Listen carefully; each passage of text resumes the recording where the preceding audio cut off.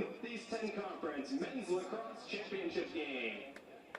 Today's matchup will showcase the number 2 seed Adelphi University Panthers and the number 1 seed and NE10 regular season champion, Anselm.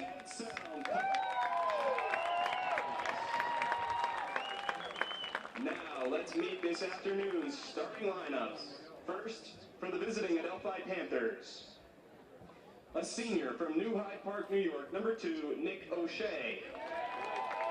A junior from Massapequa Park, New York, number 4, Michael D'Alessandro. A sophomore from Lethbridge, Alberta, Canada, number 5, Reese Bauer. A freshman from Wantagh, New York, number 12, William Greaves. A sophomore from Massapequa Park, New York, number 21, Michael Durnan. A senior from Massapequa Park, New York, number 27, Ryan Durnan. A graduate student from Bethpage, New York, number 42, Kevin Groom. A junior from Rochester, New York, number 51, Noah Gibson. A sophomore from Massapequa, New York, number 99, Braden Donnellan. And in goal for the Panthers, a graduate student from Roslyn Heights, New York, number 1, Dylan Renner. The head coach of Adelphi is Gordon Purdy in his 18th season. He's assisted by Joe Catalanati, Brian Volpe, Greg Pasculjan, Michael Draper, Billy Smithwick, Brian Herinsky, and Josh Blumenthal.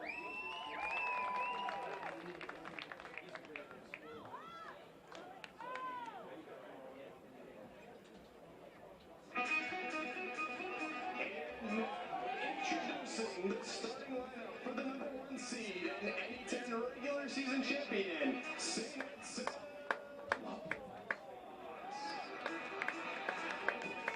A senior from Reading, Massachusetts, number 6, Colin. A sophomore from Reading, Massachusetts, number 15, Nick Johnson. A junior from Situate, Massachusetts, number 17, a junior from Newton, Massachusetts, number 19, Chris Falkland. A junior from Reading, Massachusetts, number 21, Colby Cuccio. A junior from Worcester, Massachusetts, number 22, Tyler Fidget. A freshman from Peabody, Massachusetts, number 24, Johnny Lucas. A sophomore from East Long Meadow, Massachusetts, number 33, Jerry Kopacki.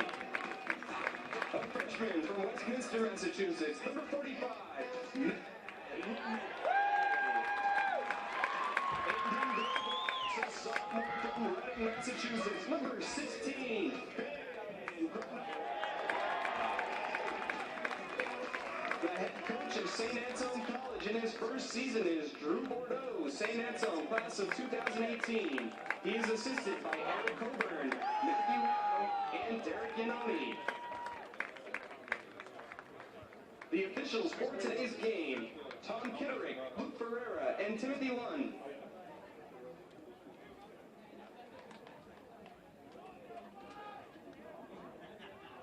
The Northeast 10 Conference pledges to support people of marginalized races and actively combat racism in thoughts, words, and actions. We understand that injustice everywhere is a threat to justice anywhere. For a more just and compassionate world, we must think, act, and lead as one. Together we are stronger, our voices will be heard, and we encourage you to stand with us in combating racism. Thank you. To honor America and those who support our freedom at home and abroad, we ask that you please rise and remove your hats for the singing of our national anthem. Performing the Star-Spangled Banner today is a distinguished gentleman with 8 entries in the Guinness Book of World Records and over 5,000 anthem performances to his credit. Introducing Mr. Al St. Louis from Tingsboro, Massachusetts.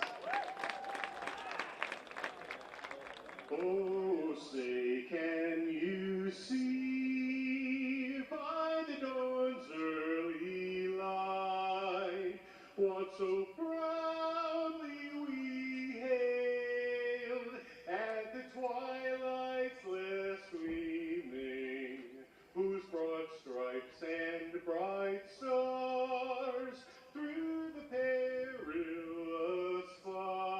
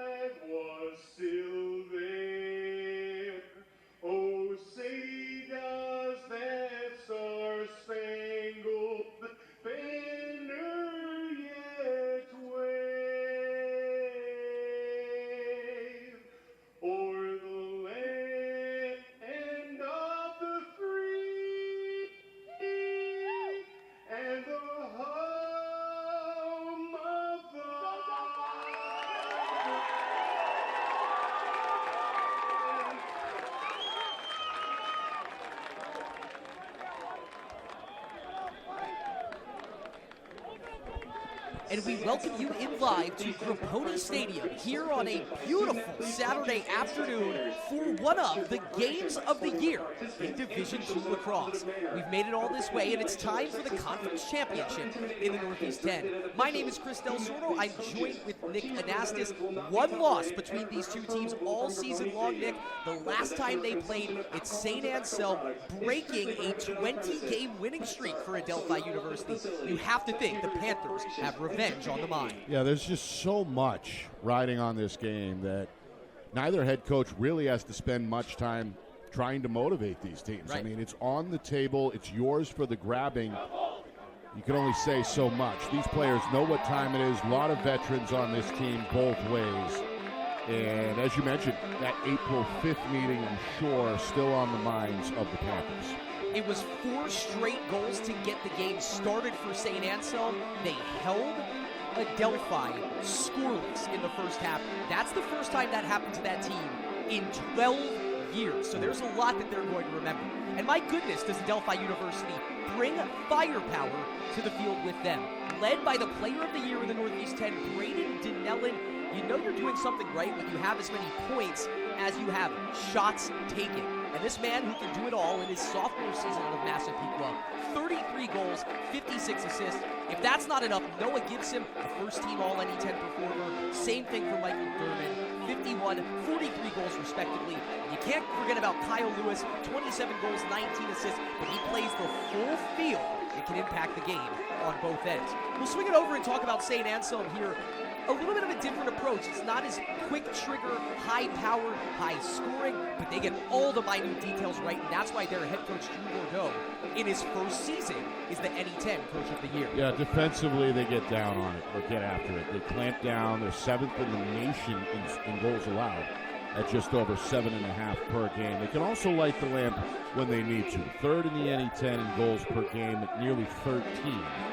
But you're right, it could be a contrast of styles, contrast of pace, as we take a look here at some of the things to key in on. St. Anselm brings back 4 of their best goal scorers from last season in Chris Claflin, Colin Mulvey, Will Andrews, and Joe Lombardi. The big story is the newcomer, Matt LeMay, the NE10 Rookie of the Year. 30 goals to pace the Hawks, including 4 game winners. He knows what he's doing in just his first year on the Hilltop. Freshman from nearby Reading, Mass, fitted right away with this club. Let's see, 2 of the best face-off men in the NE10, and winning it through the Hawks is Quinn Gannon. And so St. Anselm, in a game, Nick, that we figure possession will be paramount, gets the first look. And they'll kind of make it hard on themselves here going for the full-length clear. Jake Klepacki, a team captain in just his sophomore year, looks to get it across to Maverick Lyon. Some trouble. The clear will be successful, and now 60 seconds on the shot clock for the Hawks to anchor in. Maverick Lyon, a Pacific Northwest native out of Albany, Oregon, hands it off to the aforementioned Rookie of the Year, Matt LeMay. Yeah, just the fact that there's an Oregon player on this team shows you how the program has been able to expand the recruiting blueprint over the last few years. Will Andrews is such a dangerous player, dodging in from up top of the offensive look, hands it over to Mulvey. Now Lyon on the post, quick shot, it misses wide, but it's backed up there by Mulvey. St. Anselm really does like that deliberate approach offensively, and they love getting it behind the net. Both Lyon and Mulvey, they rock a double X, and it really helps when you have 2 players surveying the rest of the offensive zone. Mulvey gets the pick. He loves coming off that near side post. Claflin fakes the shot over to Will Andrews. 15 seconds on the shot clock here as the Hawks winding down some time. Great on-ball defense there by Durnan. Pass gets behind the net to Mulvey. Mulvey around his mark, left-handed shot, and he scores! Tucking it home off the quick trigger. He's so good around the net, especially coming from behind it. The lefty from Reading, Massachusetts, Colin Mulvey, getting us started this afternoon. He was the hero the other night in the overtime win against Bentley in the semifinals, netted the game winner, and it's appropriate, I suppose, in that regard that he starts things here for St. A. Stays hot. Late in the shot clock there, knew that the clock was ticking, had to make a power move. Goes to the bouncer on a tough angle to get the Hawks on the board. I mean, that's St. Anselm Lacrosse 101 right there. Feel it out, Don't rush things. Get it back to your bread and butter, and just let your big men eat. Colin Mulvey, not impressive in stature, but the man gets results. 3 game-winning goals last season. The overtime game winner in the semifinals earlier this week against Bentley. They call him the Senator around these parts, and that's a man with some power. That's a pretty powerful nickname as well. I like that. Player falls down, but this allows Klepacki to get through the long pole goal! Are you serious? It's Tyler Vigent, my apologies, off the face-off win. Nobody picks him up. He figures, well, I'm this close to the net. Let's see what we can do. Dylan Renner is the best goalie in Division II college lacrosse, but he had no answers for that look. That close to the net. Tyler Vigent, how do you do? Deep down the scoring sheet. Nick, that's his second shot he's taken all year, and he gets his first goal. Well, it's the result of a defensive breakdown from Adelphi. Nobody on the backside identified the ball, and as a result, the big 6'3" long pole is left unguarded, and he goes all the way to the cage, gets comfortable. Not much even a good goalie could do there one-on-one as Big Note makes it 2-0. Face-off violation here against William Graves. And so 3 for 3 now for St. Anselm on these face-off draws. This is exactly what the Hawks did to the Panthers earlier this season, almost exactly a month ago, 4 weeks ago to the day, where they jumped out to the lead with 4 early goals, 3 in the first quarter, 1 in the second quarter. Then they kept it deliberate. They were able to sit on that lead and beat Adelphi 9-6. Nick, what an opportunity this is for the Hawks right now to maybe make it a 3-piece. Yeah, 3 for 3 at the face-off X is Quinn Gannon. Boyle has a screen set, doesn't want it. Left-handed dodge for Mark Boyle. Third-year contributor. First year is one of the main options for St. Anselm, and he's rewarded his coach, making a third team in the all NE10 announcements. Eddie O'Brien in the all-rookie team here really has complimented Matt LeMay as the 2 newcomers into the St. Anselm look. Still 25 on the shot clock, as here is LeMay again. Long pole matchup here. Has a man slipped open, quick shot.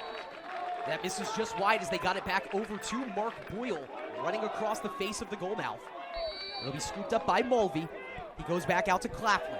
Claflin, he can get it done from both angles. Leads the team in assists this season with 28 of them. Long shot and a snipe!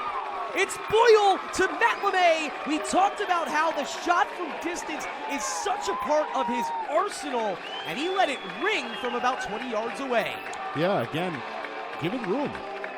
Almost as if the Panther defense tempting him to pull the trigger there. He's got a good look from straight away. And there's that blazing step down from about 15 yards. It's funny because they're making it look simple against the team that really has been the class of Division II lacrosse. I don't want to just send it in the direction of misexecution. I don't know if that's the case for Adelphi, but they've yet to play offense in this game, and that trend might continue here. Wow, well-timed back check, but an even better read on the play by Johnny Lucas. He has to flip it over his shoulder. He gets pushed out of bounds, asking for the push call. The referees are having a discussion on the sideline, but no, ball will go to Adelphi. And now, Nick, we will get our first look at this vaunted Panthers attack. Yeah, a success early for St. A's, both on special teams and on the attack for the first 3+ minutes. They make the most of the Quinn Gannon success at the face-off X. Kyle Lewis, you have to worry about this guy. Granara not too worried as he sees that shot in pretty well from distance. Lewis, first-team NE10 performer for the last 3 years, and he decided to call his own number there to try and quickly make it a 3-1 game. Instead, he handed it right back to St. A's, who's 3 for 3. That may have gone a little too early in the shot clock for Coach Purdy's liking. Right. Well, coming into the offensive attack here looks to be Will Andrews, and looking for the play call is Maverick Lyon. I mentioned that we like to see Maverick Lyon operate from behind the net. Probably the strongest on-ball offensive player here. He doesn't mind backing you down. He can score from close angles. They have him playing up higher more often this season. Lombardi got around his mark, but no angle on the shot. Back it goes to Will Andrews. Andrews, first team all NE10. Playing in his 5th season here on the Hilltop. Mulvey, he scored from this look earlier. This time, Renner has it read. He opts for the bounce shot again. And Dylan Renner last year's National Player of the Year, all first-team NE10 this season. A huge save to give it back to the Panthers. Yeah, one of many Long Island natives on the roster, as we know, as we get a shot here. That's a skip shot from Frank Falco. But Renner learned from his mistakes in game. Right, allowed a similar goal a moment ago on that bouncer. This time expected it down low, got the wand, waved in time to keep it a 3-0 game. We'll get our first look here at Vincent McDermott, a junior out of Massapequa, New York. You mentioned Long Island is rather the hotbed, or one of the hotbeds for lacrosse. And Adelphi, it gives all of these players an opportunity to stay close to home and be the class of Division II. McDermott, just another one of those members of the roster with 18 goals and 6 assists. And here he is, winding it around the left side to Braden Dinellen. So shifty on his feet, such a good passer. He looks to go between two Hawks defenders. There he is, Braden Dinellen inserting himself to whoa. Well, yeah, that ball was in the net. Yeah. I credit to St. Anselm trying to maybe sell something there, but that's right in off the logo plate and back out. And of course, it's Braden Dinellen. 34 goals now on the campaign for the sophomore out of Massapequa, New York. And we'll take a look at how he did it right here. Well, you can see a little bit of a head fake and then a little bit of a hesitation. It shows you how quickly he can change gears there. Hit the gas, split the defenders on the dodge, and then did the rest one-on-one near the cage. A very smooth and fluid game on display there. Dinellen now 90 points on the campaign. 34th goal of the year. We mentioned 56 assists. It seems like, quite the conundrum he presents to St. Anselm defensively because he is the best passer in the conference. But you shade off him right there, and you give him room and not a real double team. Well, he can get around two guys with space very easily. Right, it's pick your poison. Exactly. If you donate a second resource to the area, or a slide, an early slide, something like that, he's going to make you pay. He has that high IQ, the unselfish nature to go ahead and get other guys shots. So it depends on how you want to play him. What aspect of the game do you want to quote-unquote take away? Big opportunity here for Adelphi to play some make it take it after they lost the first 3 faceoffs in this game. 2 consecutive wins, and McDermott winds it back over to Liam Henshaw. On the ball there is Ryan Balco. He's going to ask for it back as McDermott getting hounded on the play defensively by Crowley. Lewis marks off. Here's Noah Gibson. 41 goals on the season. Tries for the bounce shot there. Trying to win the race to the ball for the Beacons was the Colby Goodchild, the all-first-team defender for the Hawks. And instead, he doesn't split the 2 Adelphi players. It stays with Lewis and the Panthers. 21 to shoot. Man open!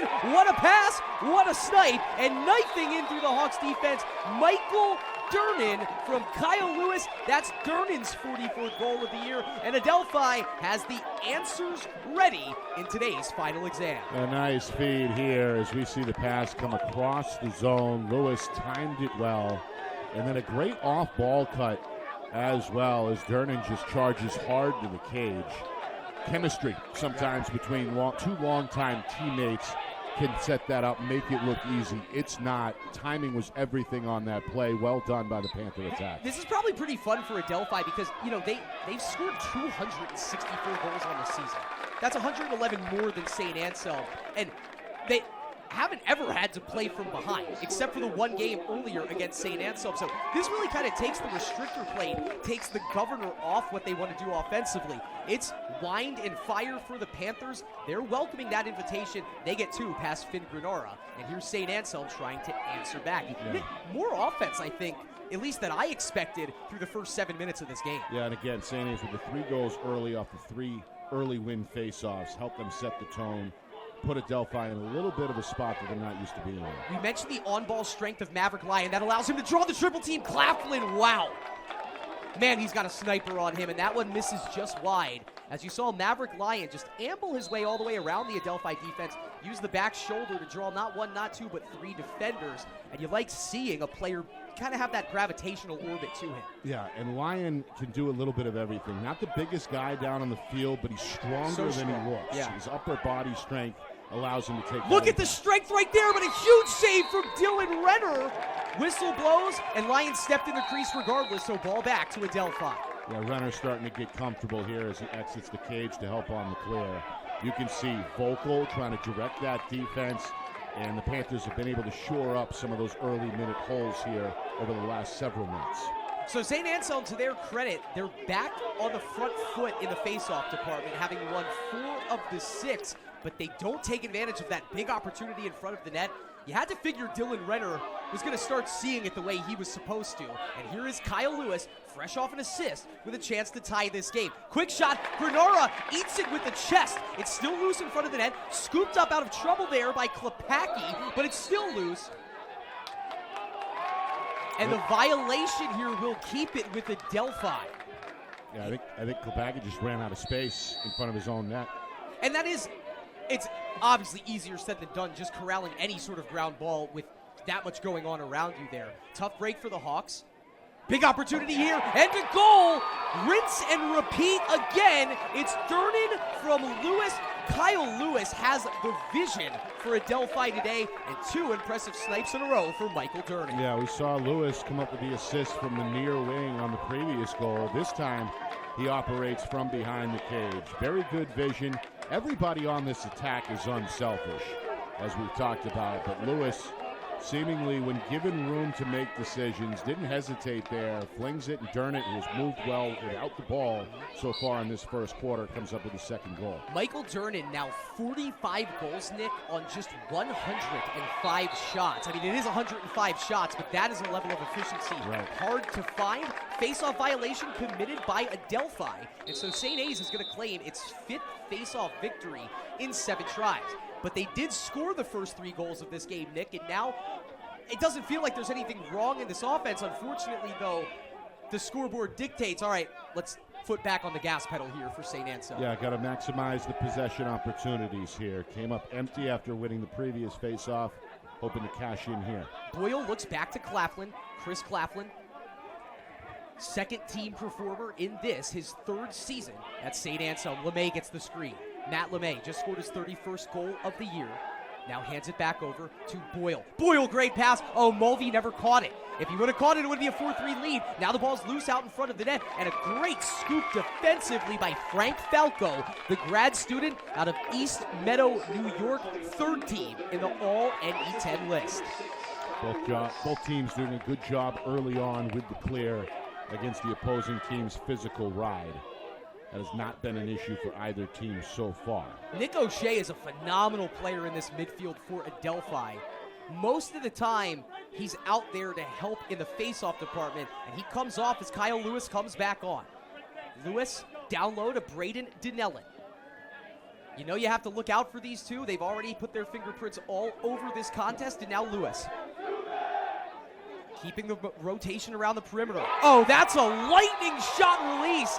No one was ready for it. Colby Goodchild was playing good on-ball defense, and that was kind of a between strides rocket for the man out of Franklin Square, New York. He's just in his junior season. He's been a first-team All-NE10 player all 3 years, and with a shot like that, you can see why. And now you know his game as well. The 2 assists early look good, and then this time calls his own number. As you mentioned, the defense pretty tight there, just turn in one motion whirled. Kind of a sidearm release with some speed on that shot. What a stat line already developing for Kyle Lewis. 2 shots, 1 goal, 2 assists, 2 ground balls.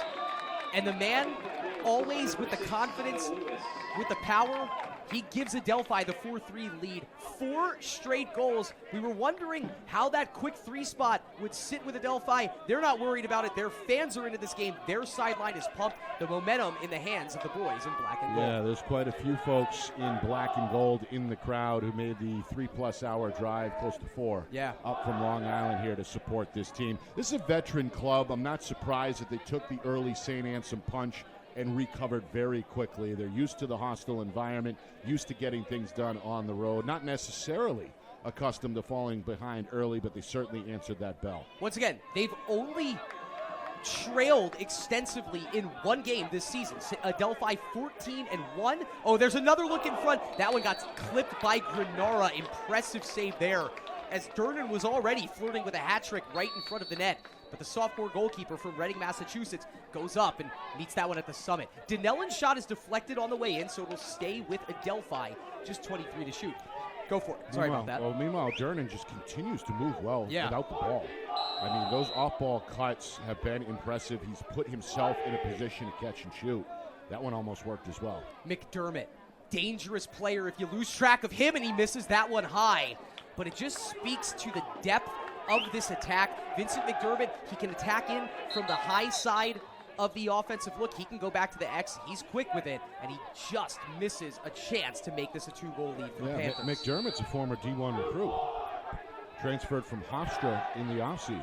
Lewis, man open in the middle. It's Durnan. That's great defense by the Hawks as the body check keeps the ball on the turf, although maybe a bit of an over pursuit as Marshall forces the shot clock violation and the ball goes back to the Hawks. Tyler Marshall made that play happen, finally getting that extended playing time now in his senior season out of Zavarian Brothers Academy. And that's a win for the defensive unit early as well from a momentum standpoint. Right. You don't want to allow a fifth goal there on that possession. A fifth straight goal. And now Marshall taking matters into his own hands in very unfamiliar territory for him. You could tell by his body language he was looking for an outlet there. Finds it in Claflin. So a big crossroads in this game right now. 3:28 on a running clock. St. Anselm took a 3-goal lead. Now trailing 4-3. It was 3 goals seemingly on, I think, 5 shots in the first 3 possessions. Joe Lombardi, haven't gotten to call his name that much today. Always someone to worry about. 11 goals, 11 assists in his junior year. There's Lombardi. That one goes low. It misses wide anyway. And Dylan Renner looking much more locked and loaded.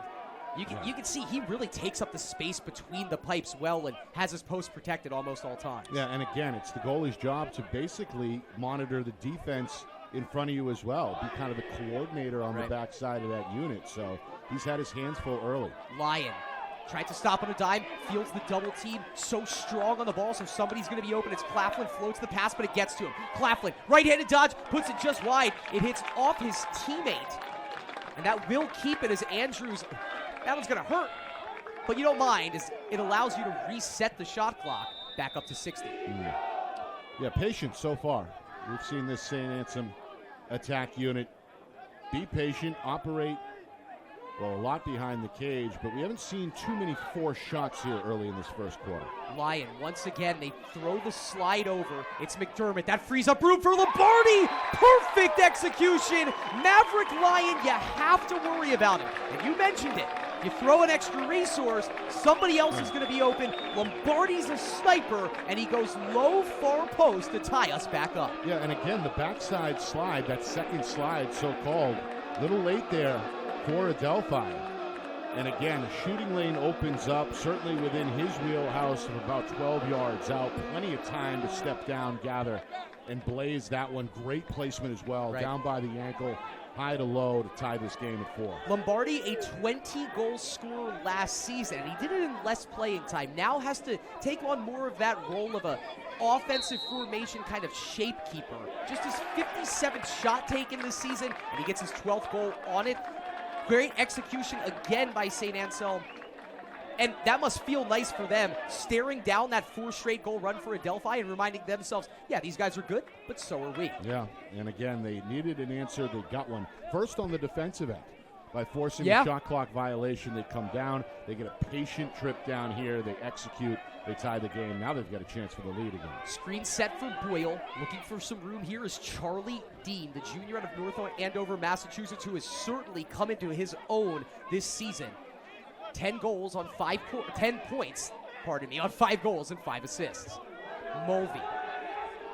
1:34 on a running clock left to go here in the first quarter. Gets past his man on the shimmy. No ride there. Long shot. It's deflected on the way in as Matt LeMay hadn't been really around the action all that much these past 5-6 minutes. Gets himself a look that he likes there, but it's deflected on the way in. And it comes off that extra pass as well as the ball's reversed. Again, timing on the perimeter has been key.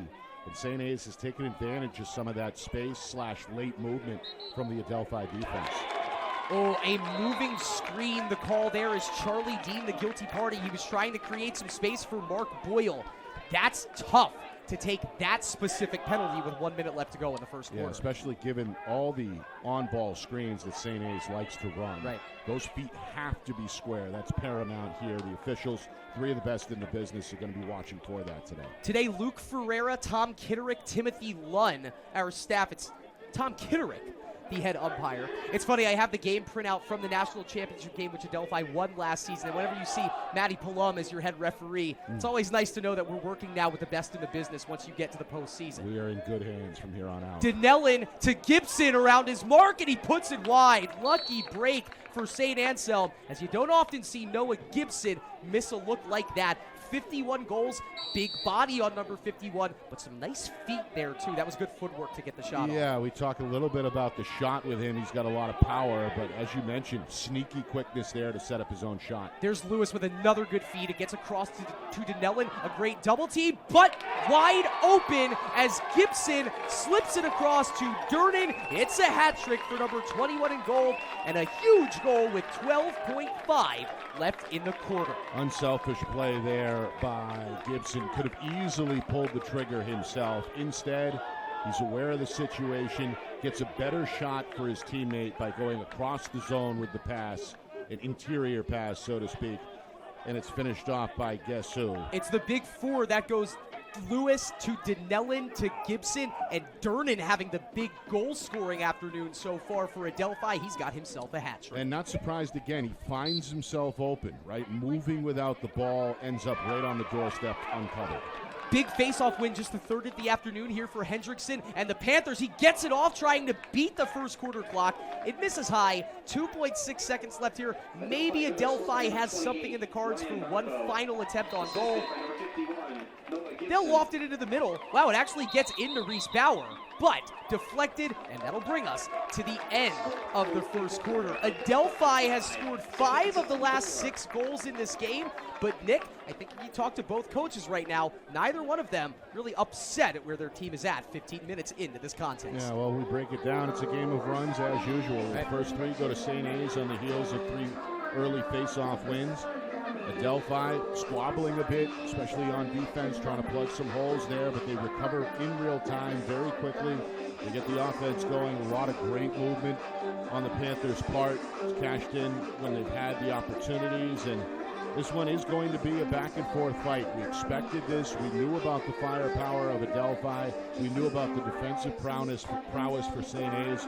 We knew about, well, the success, frankly, that both teams have had, not just this season, but the last few seasons. Players on both rosters used to this big moment. And we're getting some high-end lacrosse right now, at least 15 minutes through. 75 seconds left before we get the second quarter started, so we'll take ourselves a break here. You are watching the 2025 Northeast 10 Conference Championship game from Grapponi Stadium in Manchester. He's Nick Anastas, I'm Chris Del Sordo. We'll have more right after this on Flow College Sports.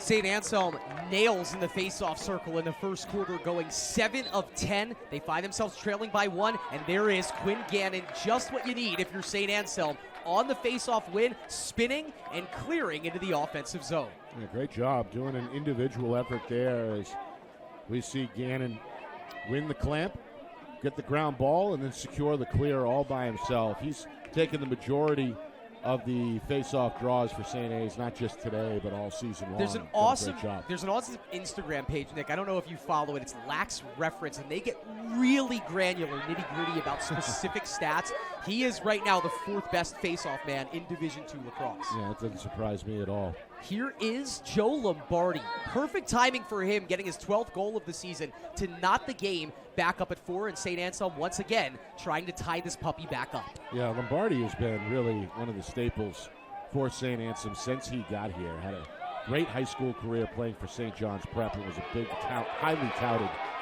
recruit for the Hawks. Chris Claflin tried to take on 3 Panthers. He lost the ball in the process. It's still loose behind the net, and it actually looks like St. Anselm might have had the scoop on it. And it is St. Anselm. It's Lombardi. There you go. But some better defense on the backside. That's Michael D'Alessandro. But it's Lions scooping it back up after possession got reset. The pass wasn't there to be had. Ball is still loose. Everybody whacking at it. It's near the end line. Lions scoops it back up. He's going to get called for the push, though, as that might have been a little frustration leaking onto the field as Lion misexecutes the pass, misexecutes the ground ball, and then that frustration in the form of a push behind the play. Yeah, well, both teams going hard. Physicality going to be Ryan Balco calling his own number. It looked as if there were options for Adelphi to get into a half-field offense. Balco didn't want anything to do with that. For the 21st time this season, Ryan Balco finding twine for the Panthers. And the junior from East Islip gives Adelphi their first 2-goal lead. Well, you can see the left-handed shot in transition, able to kind of bait the defender by going in, takes a step to his right at the last moment, freeing himself up for that left-handed shot. Knew exactly where he was, and some good body control on display there, making the difference for Adelphi in transition. This has to sting a little bit for St. Anselm because the nature of lacrosse, you have to put yourself in the right situation to then execute. There's not a lot of lucking into what you need to do. They've won 8 of the 11 faceoffs in this game. They've taken more shots than Adelphi. They've been on offense probably 2/3 of this game, and yet they find themselves down 6-4.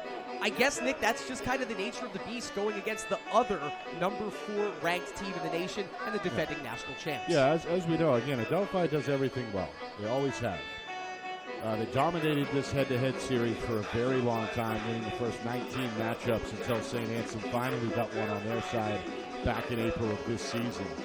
But teams are going to game plan against Adelphi, try to slow down the pace, try to keep that attack on the sideline as long as you can, because they are that prolific. They will make you pay in very short order. The ball movement has been crisp, it's been fast, it's been fun to watch in this first half. So most of the stats right now favoring St. Anselm, 12 ground balls to 5, 8 faceoffs won to 3.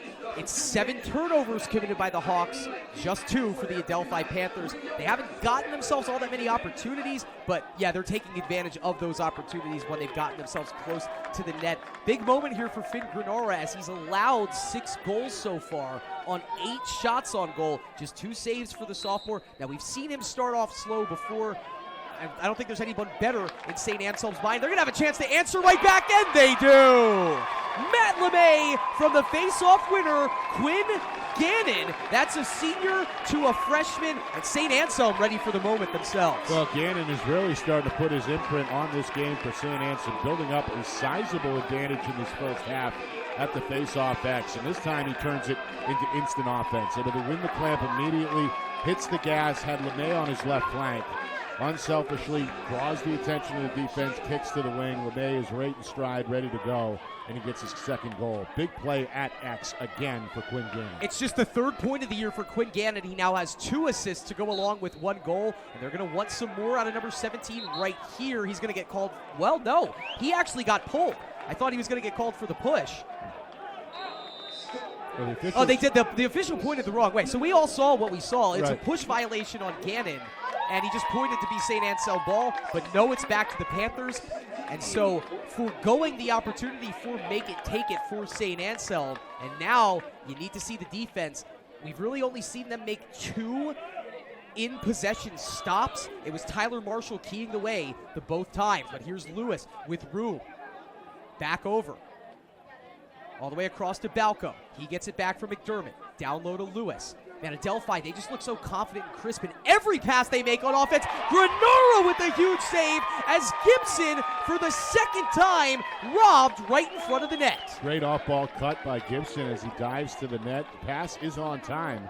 That is usually a goal there. Instead, a robbery in between the pipes. Great job there defensively for St. A's. Sneaking onto the field for the Hawks is Mark Boyle. He's going to help get that clear across with just 3 seconds to spare.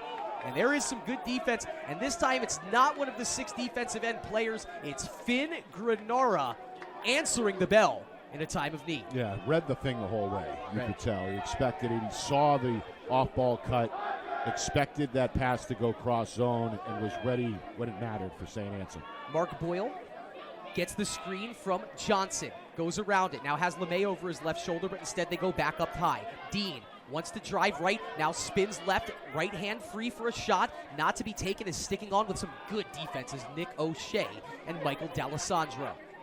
Chris Claflin has only taken 1 shot so far today, going to expect that to change, the junior out of Newton, Massachusetts. O'Brien in his freshman campaign has a deep bag of tricks here to Claflin, to LeMay. Stopping, LeMay through 2, had the mismatch on the shorty, but that one came from some distance. A rather easy scoop going low for Dylan Renner. Yeah, tough shot there from straight away. 2 defenders in the area. And again, the goaltender had a pretty good line of vision on that one.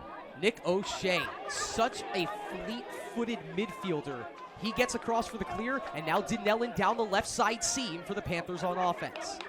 6-5 here as it was St. Anselm getting out to a 3-0 lead. Then Adelphi scores 5 of the next 6. That one skipped wide by Dinellin. And the Hawks on the angle play, I believe it's number 16, Granara, leaving the net, getting the nod for closest to the ball. That's just a heads-up play by Granara.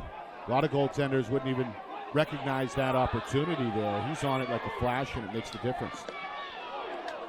Nifty move there by Driscoll, getting Gibson to overcommit on the defensive ride. And Driscoll not normally out there in the offensive 6. He does have a goal and an assist, and he's hanging around for some fun.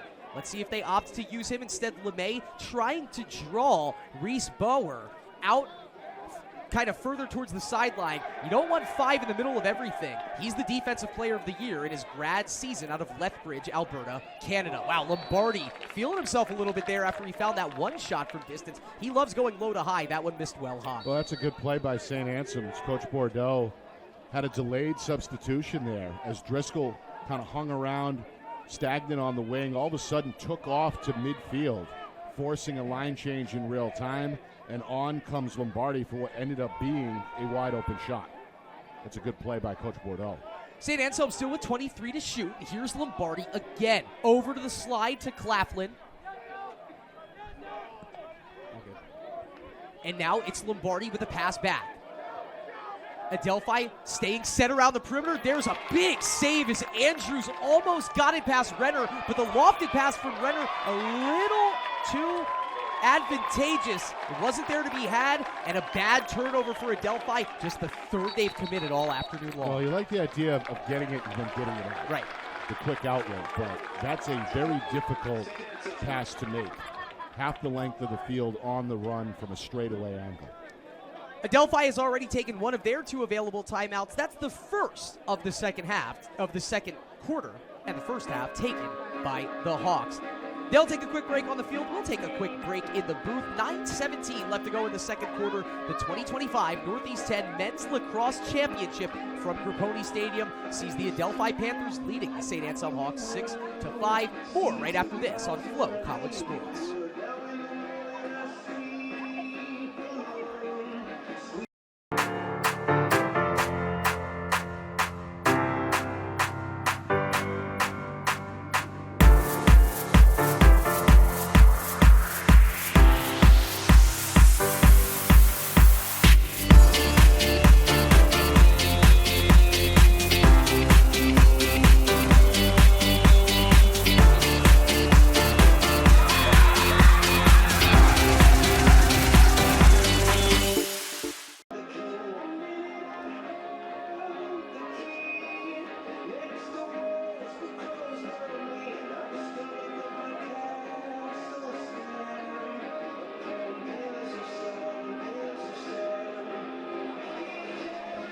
Welcome back into Grapponi Stadium in Manchester, New Hampshire, the 2025 Northeast 10 Men's Lacrosse Championship game.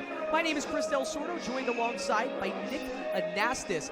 Nick, a lot of offense and just a fun lacrosse game that we're seeing right now. We expected it. We expected high energy, efficiency, energy.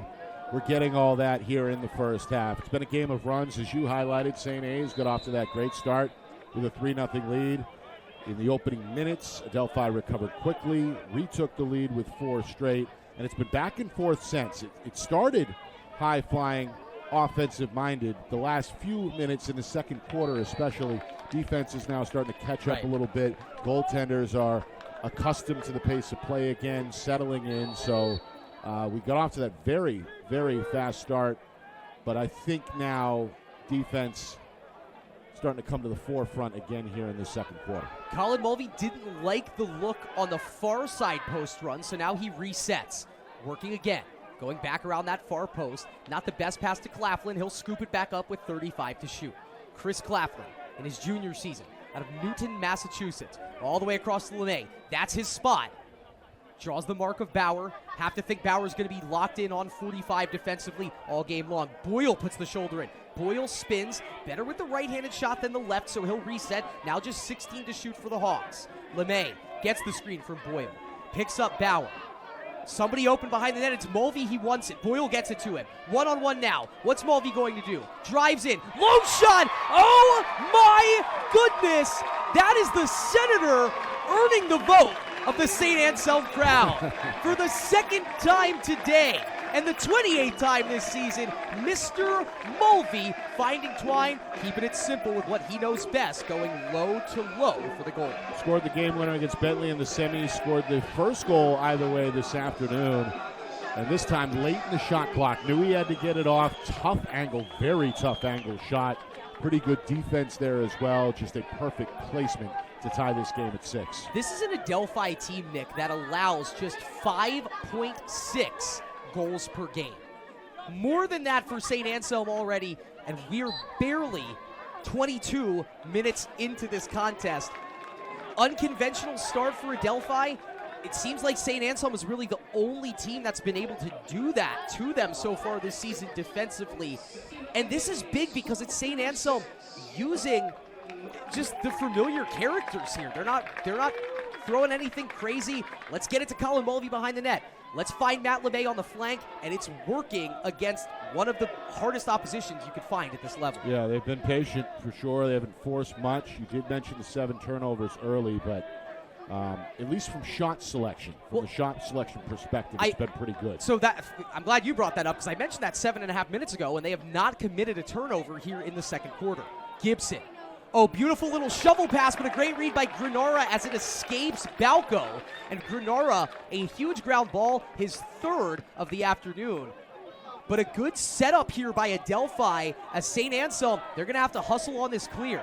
68, 67, 5 seconds to get it across. It's launched. It's going to be a bounce pass out of reach. Brilliant defense by the Panthers to thwart that clear and get it back on offense. Yeah, screwing down on the defenders really the whole length of the field. That ride didn't produce the results they were looking for in the first quarter, but this time forced a long errant pass late in the shot clock. Kyle Lewis has been everywhere for the Panthers offensively.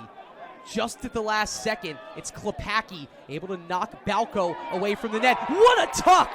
There's McDermott for the first time, losing his footing, but not losing sight of goal, and tucking it top corner. For the 19th time this season, it's a Vincent McDermott goal. Listen, he was losing his footing on that, but it seemed like, Nick, as we look at this replay, he had that thing under control the whole way. Well, it just shows you the athleticism. When guys can pull off a shot, when they're off balance, when they're falling to the ground, that's the sign of a pretty good athlete. And not the biggest size player on the field. It listed at only 5'8", but remember. And that's the listed height. Right. he was, a former D1 recruit. Right. And he shows you why there to give Adelphi the lead again. O'Gannon, he tried to draw the penalty there. Let's see what the referee on the backside of the play has. There was no penalty to be had, it looked like. That's going to be a face-off victory for Adelphi. Just their 5th in 15 draws, but it hasn't hurt them in the fashion that they're still holding this 1-goal lead. Now right back on offense, and the ball in the familiar cradle of Kyle Lewis playing a two-man game with Ryan Balco. Got to love to see the effort, though, if you're either head coach. Guys diving out on the field, giving it all they can, laying out full extension, trying to battle for those ground balls. Lewis behind the net to Gibson. Noah Gibson from the X, all the way up top to Vincent McDermott. It just seems like whoever is out there in the offensive six for Adelphi is talented enough to send shivers down your spine. You can't forget about any of these guys. It's like you don't want to double team any of these guys. Right. Lewis had the single mark. Luckily, there's the fence there, or else that ball was breaking a windshield in the side parking lot at Grapponi Stadium. Well, this Kyle Lewis, man, he is a lightning rod offensively. Yeah, he's a playmaker for sure. He draws a lot of attention, has a lot of speed, has that quick burst, and then again, his passing is extraordinary. McDermott, going back to that same spot, drawing the double team. Good defense there, and a whack. This might check up for the Hawks. Vigent got it. Tyler Vigent has a goal today, and a huge ground ball for St. Anselm. They had difficulty on the last clear. Now Brendan Crowley takes it across. Real quick, Crowley's an interesting story, Nick. 10-goal scorer last season. Really an anchored part of the offensive midfield. They've moved him to short stick defensive midi this season, and he actually looks a lot more comfortable and natural in that spot. Yeah, and that's a good sign. Guys are, accustomed to playing one position. A new coaching staff comes in, and it shows the unselfishness of the player to play a new spot and play it well.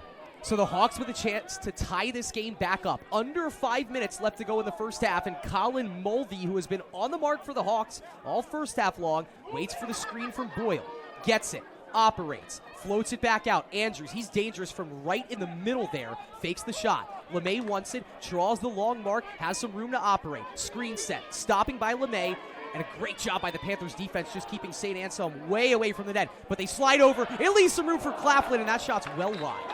We've seen Chris Claflin now 4 times trying to sight in that shot from distance, and he hasn't really gotten it dialed quite yet. Still, I think Coach Bordeaux is probably happy with that shot. It Yeah. was a pretty good look from the wing. Plenty of room to get it off. Lombardi gets to lock and load into that one. That's a high degree of difficulty save for Renner, as that one was going through some traffic, and Renner able to read this one all the way in. Both teams with 20 shots. Both teams with 11 shots on goal, and now 5 saves for Mr. Dylan Renner. And Renner has gotten better as the game has gone on. As we've talked about, the defense in front of him had their problems in the opening minutes, some miscommunication, but the defense, all in all, for the Panthers has improved as well as Renner as this game has gone on. We haven't called Braden Dinellin's name all that much. You can't forget about number 99. He's out there playing the handoff game with McDermott. And instead they flip the field going back to Balco. Here's Lewis feigning the shot. McDermott going to flip the field back to Balco as those two working a little two-man game. Once again, you talked about it. Michael Durnan is an energizer bunny out there offensively for Adelphi. He never stops moving through the middle of the Hawks defense. Right, and those are really the dangerous players. It's not necessarily when you have the ball, it's when you don't that you can quickly kind of blend in, and defenders can lose track if you're constantly in motion. Adelphi has held 1-2-goal lead in this contest. Can they get it again? Dinellin changes his direction. That pass is too high, and that's funny because that's the best passer in Division II lacrosse. Untimed error, just the 5th turnover committed by Adelphi, but it comes at a perfect time for St. A's with 3 minutes left. It also comes late in the shot clock there, just 6 remaining, so Dinellin really running out of options due to the good lockdown effort there defensively by St. Anselm. Timeout on the field taken by St. Anselm with exactly 3 minutes left on the clock. Adelphi 7, St. Anselm 6. It's been a fast-moving first half here. No penalties. Either way, we saw the flurry of goals early. Here's some wood to knock on in this press box, but no, I agree. But a well-officiated job, given the physical nature of the game. Sometimes it can be a very thin line on what's a call, what not, what's a penalty, what's legal. These officials have walked that line very well in this first half. For St. Anselm, 2 goals apiece for Colin Mulvey. He's got 28. Matt LeMay, he's got 32. 1 goal for Joe Lombardi, his 12th, and 1 goal for Tyler Vigent, his first of the season, and what a time for it. For Adelphi, already a first quarter hat trick for Michael Durnan, and 1 goal apiece for Braden Dinellin, Kyle Lewis, Ryan Balco, and Vincent McDermott. Yeah, Lewis to me has been the most impressive so far for Adelphi. Those 2 assists were fun to watch. One from behind the cage, one was a skip from the wing. And again, just part of a well-oiled offensive machine that gets everybody in motion. Lewis is that guy to pinpoint who's open, who's not, and he makes those determinations really well in real time. It's so funny because it's not even worth mentioning like where these guys are from. They're all from Long Island. You look at this roster, it's about 50 players on the Adelphi roster. One from the state of Georgia, one from the state of South Carolina, one from Canada, 47 New York natives aside from that on the roster. Well, St. Anselm likes to go global with it. Adelphi shows you there's some power in keeping it local. Well, especially when local is Long Island, yes, which is the original outside of Maryland hotbed for lacrosse. So a lot of those high schoolers down there, sometimes you'll get a handful of guys that go under the D1 radar, right, are under-recruited, and therefore are looking for options late in the process. Why not stay home, stay in the backyard? So Adelphi, geographically, I think is in a beneficial position, more advantageous than most teams. And they've been doing it forever. Right. I mean, in the eight years they've been in the NE10, it's been 5 conference wins, and they've made the conference title all of the last 8 years. They're the national champs for a reason. That they are. There's a look in the middle, and there's a goal to tie it back up. Oh, he's fired up. It's the Senator for the 3rd time. What a pass into the middle there. I believe it's going to be Dean on the assist. Colin Mulvey showing you there's always a spot on the team for some senior leadership. Yeah, and again, you take the shots when they present themselves. Shooting lanes open up. You go ahead and pull the trigger. You've got to be ready to capitalize in that spot. And again, the second slide is late for Adelphi.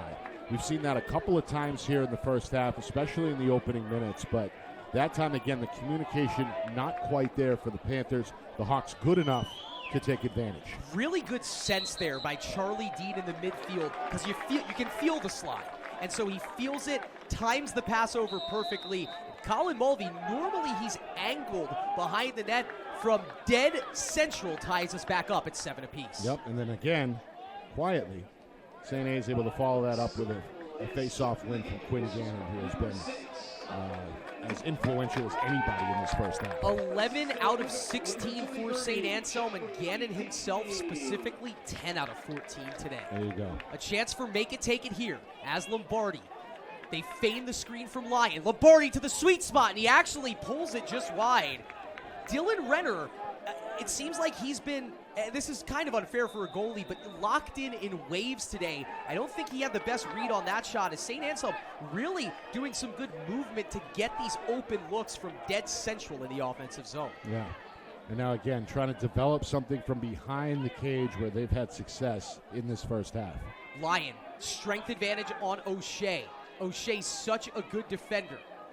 Lyon, little shimmy step. Nothing doing, so he'll hand it back off to Mulvey. Why wouldn't you at this point with the way Colin Mulvey seems to be dialed in? Mulvey, he loves to turn and shoot from that angle. That's very good on-ball defense by Groom, and a turnover here by the Hawks. Great interception there. Good read by the long pole. That's Bauer. That's the player of the year defensively, showing you why. Yep. Untimely turnover for the Hawks. Great hustle there by Gibson, and now Dinellan's going to keep it in. Shot clock and game clock separated by 5 seconds. Adelphi probably will run this possession rather deep into the shot clock, I would think, as we are tied 7-7. It was a 5-4 lead for the Adelphi Panthers at the end of the first quarter. It felt like a track meet then. It feels much more like a lacrosse game here. One timeout available for Adelphi, and they'll take it with 50 seconds remaining.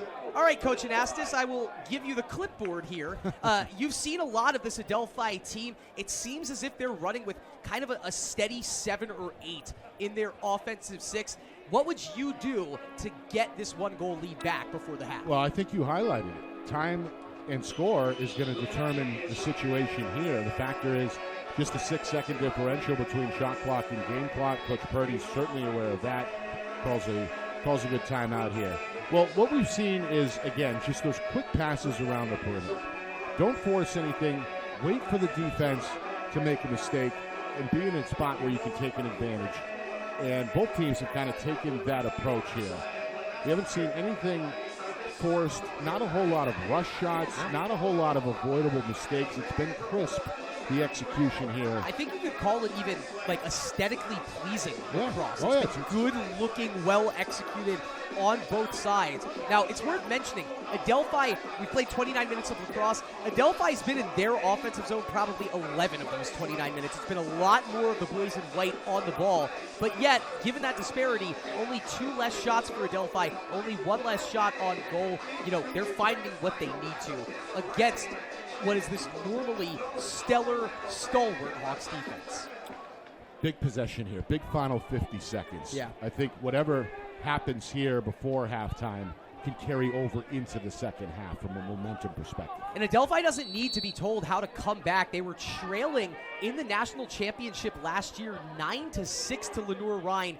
Deep into the third quarter, they end up coming back and winning that game 12-10. So this is a team that doesn't mind it when the odds are stacked against them. They don't want the odds stacked against them. They want to head to the dressing room with a halftime lead. Dinellen got the first goal. Haven't gotten to call his name all that much since. McDermott to Lewis. Kyle Lewis, one-on-one around Vidget. Double team over, and so the Panthers go back out to the perimeter. Dinellen, just 13 to shoot, and a snipe!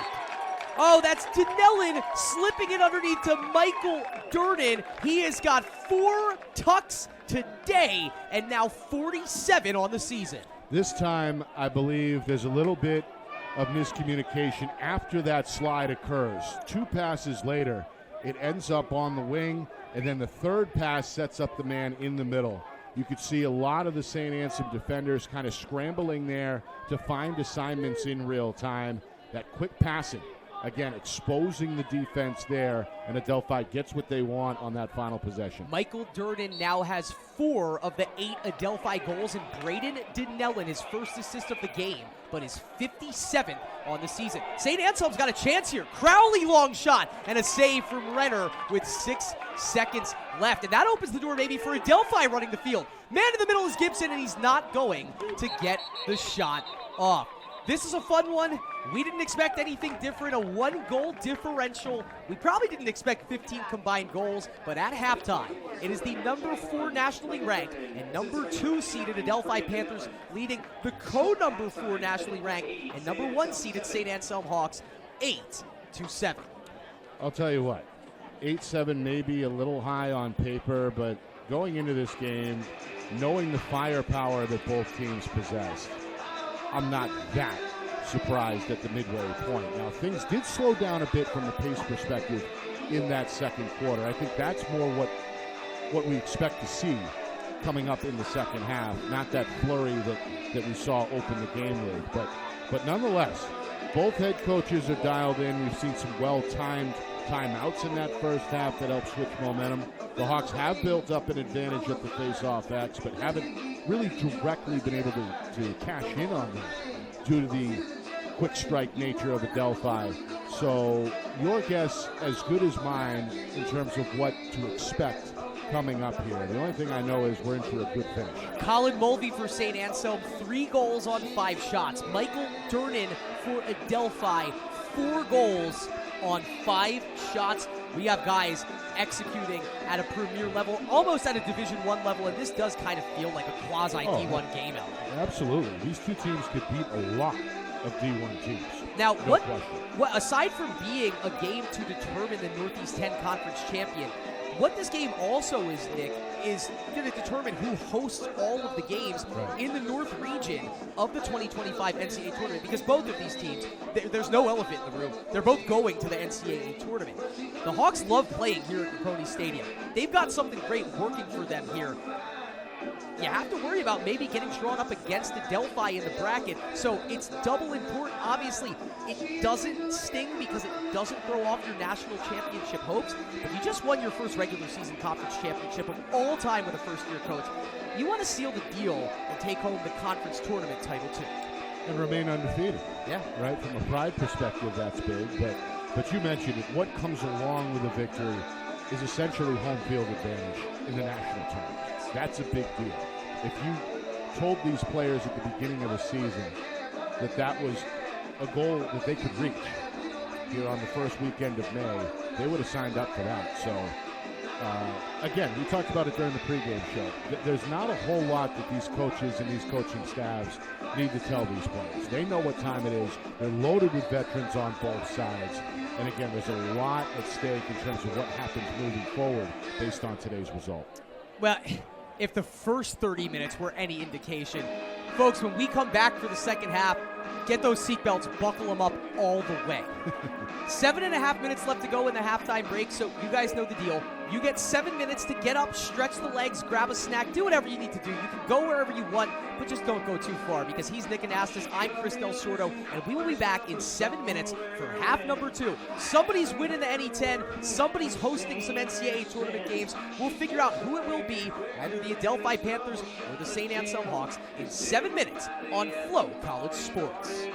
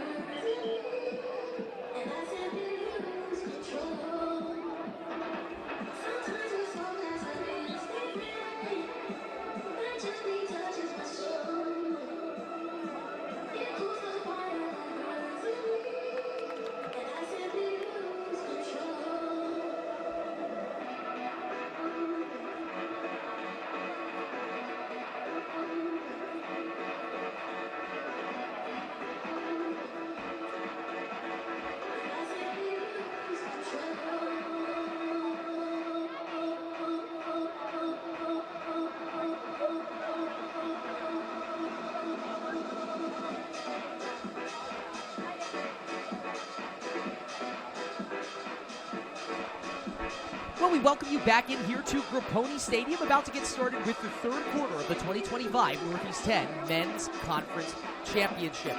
Nick, so many of these stats are dead even between these two teams.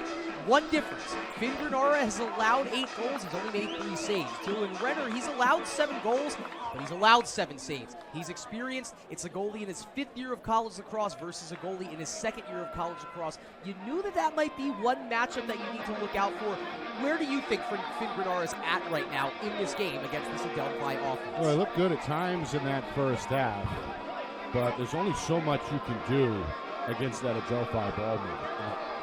The amount of quality shots that Adelphi has gotten has been impressive. So Granara, I think, has done what he's been asked to do. Right.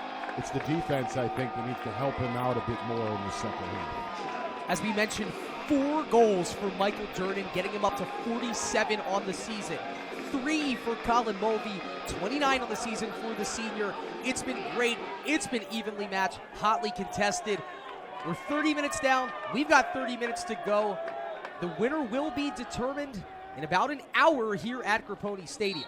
Face-off, Quinn Gannon lined up against Michael Hendrickson. And again, it's St. Anselm winning it. And a flag here, probably a slashing call against Adelphi. We talked at halftime about how we hadn't had a penalty. Unless St. A scores here, we'll see an EMO for the first time this afternoon. Yeah, I'd imagine Coach Purdy got after his team a little bit during halftime about the physicality level. See if they can raise that a bit. They got out-hustled in the ground ball department, 19-9. A significant advantage for St. Anselm. You couple that with what Gannon has been able to do at the X, winning 10 of 15 he's taken, and that's a time of possession advantage for St. Anselm. So perhaps in response, we saw a little bit of over-aggressiveness on the wing play there on that face-off that led to the slash against the Panthers. St. Anselm now 13 of 19, or 13 of 18 in this game. Lion to Mulvey, how did that one not get in? Renner might have gotten a piece of that, or it could have gone wide. If that's the case, that's the save of the afternoon for the big man, and it's going to be his 8th at a perfect time. You couldn't have gotten a better look if you're St. Anselm. Yeah, great interior pass. Goes across the crease, and I'm not sure if the release was jammed a little bit by Michael D'Alessandro, the defender. May have gotten a piece of that release. If we could see the replay, we might be able to tell, but either way, somebody got a piece of something down there near the cage to prevent what could have been a St. A's goal. I mean, you never see Colin Mulvey get kept out of the net if he's got to look that close to it. But remember, there was that slashing penalty called on the faceoff against Nick O'Shea. So another 47 seconds here on this 1-minute extra man opportunity for St. Anselm. They're very good on the EMO. 38% on the season, well above the Division II national average. Andrews has not been part of the offense all that much today. Lombardi, quick cycle here to Mulvey, doesn't like the shot. Now Lombardi, down to 26 in the EMO as St. Anselm has kept it central. Matt LeMay open, Andrews instead over to Lombardi. Fakes the angled shot, the pass to Mulvey, very patient build up here. LeMay, down low to Lyon. Now all the way back up top to Will Andrews. Long shot and a snipe! Oh, it's Matt LeMay! You can have me fooled telling me he's a freshman for the 3rd time today and the 33rd time this season. It's a twine-seeking missile, and we're all nodded at 8 apiece. And again, he makes you pay if you give him the space. And the Hawks patient, they move, they wait, and then it opens up, and LeMay takes advantage. Great step down there. We know about his prowess from outside. He goes top shelf to light the lamp. Hawks capitalize on the EMO to tie the game. Will Andrews, I said the sentence, he hasn't been involved that much in the Hawks offense. He was everything in that EMO. It kept getting back to him. Adelphi kept sending the second defender over to Andrews. And if you give Matt LeMay that sliver of space with a 6-on-5 in front of him, he's going to know where to put it. He does, and he can put it there. He knows not only, a lot of these guys will know the opposing goaltender inside and out based on the scout. Where is he vulnerable, which hand, high, low, etc. LeMay does his homework as well as anybody, and the freshman of the year is heard from yet again. St. Anselm with an answer for each lead Adelphi has taken, and once again, they're using the dominance in the faceoff circle to give themselves a chance to take the lead. Spinning is LeMay. Firing is LeMay. And that one is off. Well, it's actually off the top of the stick of Renner and then skips over and out of play. But a confident-looking freshman out here shining in the biggest moment on the Grapponi Stadium turf. Yeah, he's had a heck of a game. That shot, though, a little bit questionable. The defender right up in his face early in the shot clock. Luckily, he had backup deep behind the cage. Still plenty of time on the shot clock in this possession as well, as Boyle, bit of a forced pass, but he does get it to his fellow to his fellow newcomer, Eddie O'Brien. Now O'Brien swims around his mark. Right-handed dodge. Didn't like the angle he was on, and so he'll spin it back to Claflin. Spin shot there, big hit delivered. It'll stay with St. Anselm as Boyle felt the impact of Stephen Diamikis on that shot. Yeah, good closeout by Diamikis to force the miss. 7 to shoot. It's Boyle from distance, O'Brien, and it'll stay with St. Anselm. I guess they'll say Dean's closest to it. 6 to shoot. Maybe a chance for a one-on-one move here for Dean. 4 to shoot, around the crease, over, Claflin in the middle, and it's a shot clock violation against St. Anselm. Ball back to Adelphi. Nick, 90 seconds of great Panthers defense to give them the chance to retake the lead. Yeah, they've played much more disciplined, more cohesive, and more in tune and on the same page than the opening minutes when they surrendered 3 goals. Since then, again, the slides have been on time, the communication has been there, and as a result, St. A's runs out of time. Here's Kyle Lewis. Very busy in the first quarter. Kind of took a step back in quarter number 2, but you better worry about number 6 when he's out there in the black and gold. Dinellin, a goal and an assist today. Gets the pick from Lewis. But a great slide back over from Tyler Vigent, having a game to remember defensively for the Hawks. But he's still got the assignment of Dinellin to worry about. Spins, back, cross-field pass. Fakes the shot from distance to McDermott. It's Gibson open down low. Now Lewis looking for the cutter. Back to Gibson, shot off the post, but it goes back to Dinellin. Lucky rebound for Adelphi. Lucky break for St. A's, though, as they did lose 2 men on defense there, and the crossbar bailing them out. And almost another assist for Lewis, who again finds the off-ball cutter on time with the pass. McDermott up high here, getting fronted by Johnny Lucas. Huge Lucas cheering section right in front of us at Grapponi Stadium. Nick, there are so many people here today. You've got about 300 fans on the other side of the field, the full grandstand here. They moved this game up because of the warning of thunderstorms. You do see those clouds in the sky, but it's still a perfect afternoon for lacrosse right now. 78 degrees at game time, not a whole lot of wind. The sun has been out. You're right. These players could not ask for better conditions. Oh, look at that slippery spin move by McDermott. He loses his mark. Driscoll on the play. Man open, and a save by Granara. Okay, we mentioned it. He wanted to get himself back into the mix there, and Granara dives across, and again, it's Gibson robbed at the goal mouth. He's wide open. Yeah. He's sitting there outside the crease, wide open. Adelphi again. They find the open man. But Granara just erased that one with a great flash side to side for the save. With Adelphi, it's an interesting case study with their 2 leading goal scorers, Noah Gibson and Michael Durnan. Michael Durnan can't stop moving on an offensive possession, and Noah Gibson loves staying anchored and stationary, and you can tell right there that creates quite a problem for opposing defenses. Yeah, he's a guy you got to keep an eye on for sure. He hasn't really checked into this game so far, but don't be surprised if we hear Gibson like right here. Great call, Nick. Yeah. Beautiful pass. It's a Kyle Lewis assist for the 3rd time today, and Noah Gibson, his team-leading 52nd goal of the year. Panthers, Hawks going tit for tat, and it's Adelphi back up top, 9-8. And again, Gibson almost with a no-look there. As we see the replay, caught the defense by surprise, goes back door, and there again is Gibson just hanging around by the post to collect and finish there. Lewis has been the playmaker today for Adelphi for sure. Can Adelphi get a much-needed face-off win? This is going to be the 20th draw of the contest. They have won just 5. It's Gannon, it's an easy win, and it's St. Anselm giving themselves the chance to tie this game back.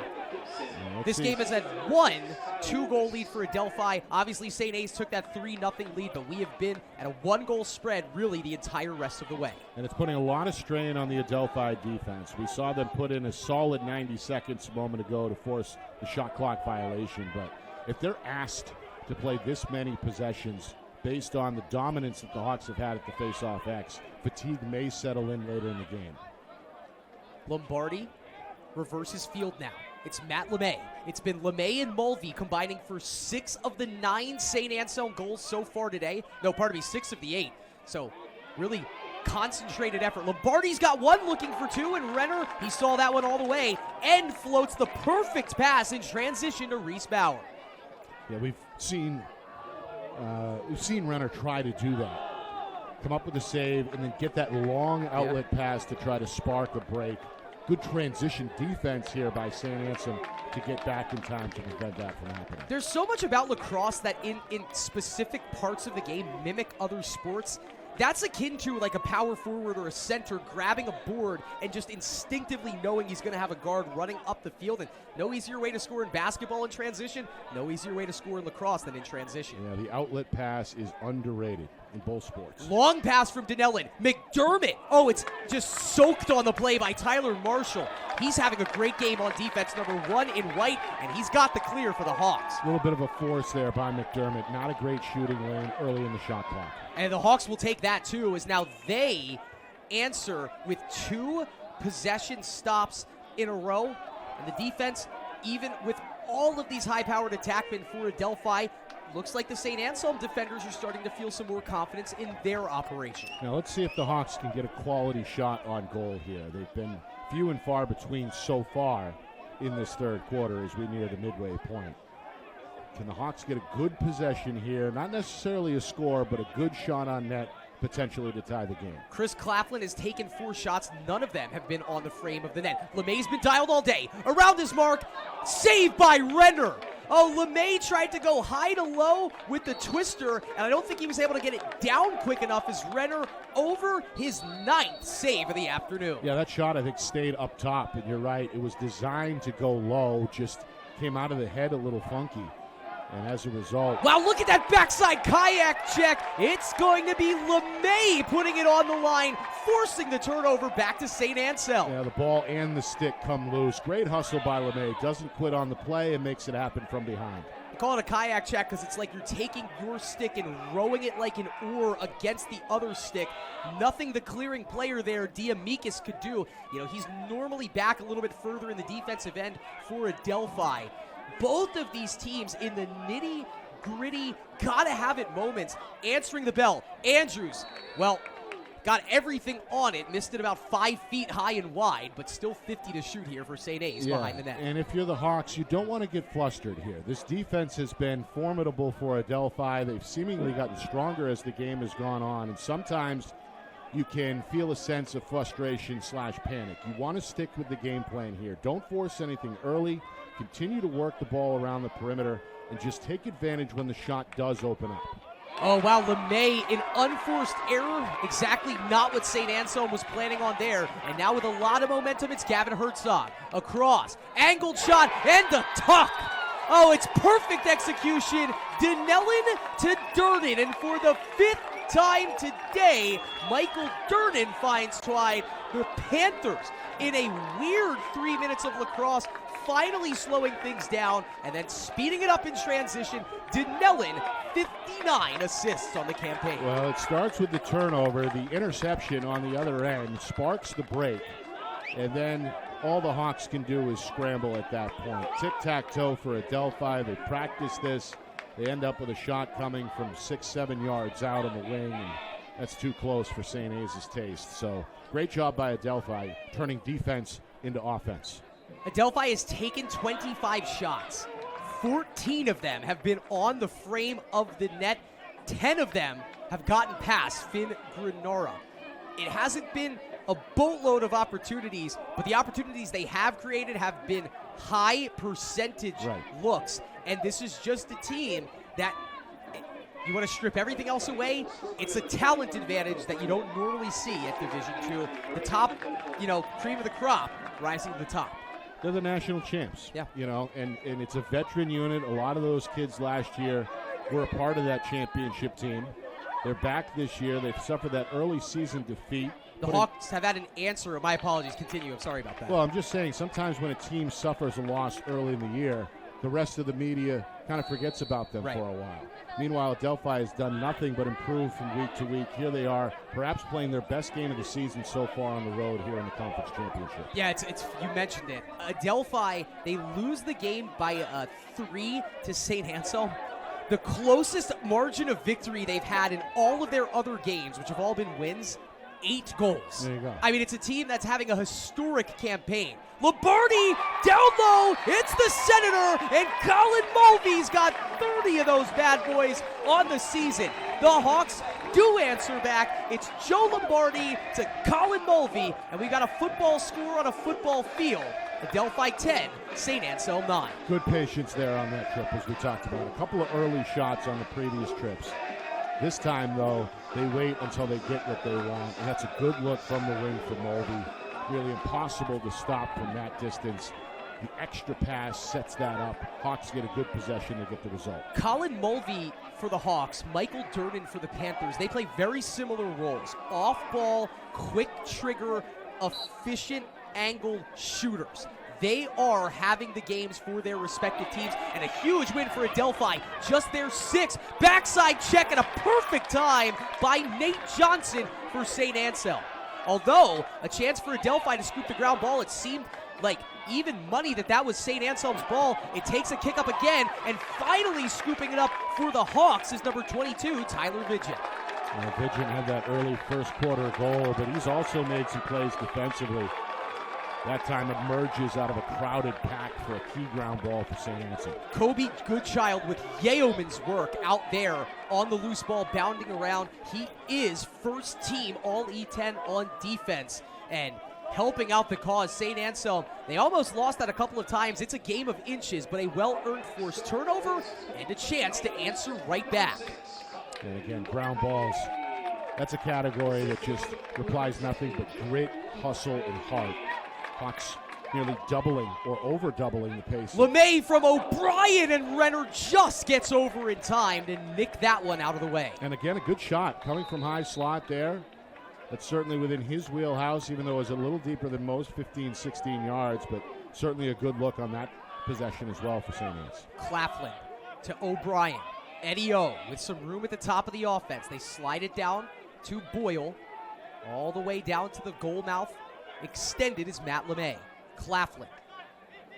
Just seems like a perfect time for him to call his own number. Instead, O'Brien tries to curl that one around the far post. Diving play to alter the shot made there by Ryan Durnan, the brother of Michael.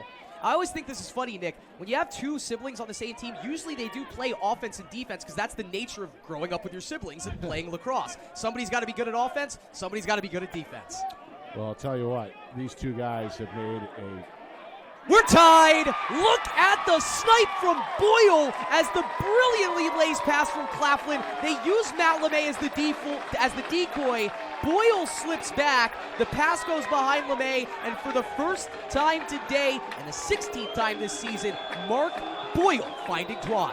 Yeah, and again, unselfish play. Skip pass, goes across the zone, and in a position to catch and score is Boyle, the sophomore. Reading Mass being well represented today as another Reading Memorial graduate. It certainly cashes in.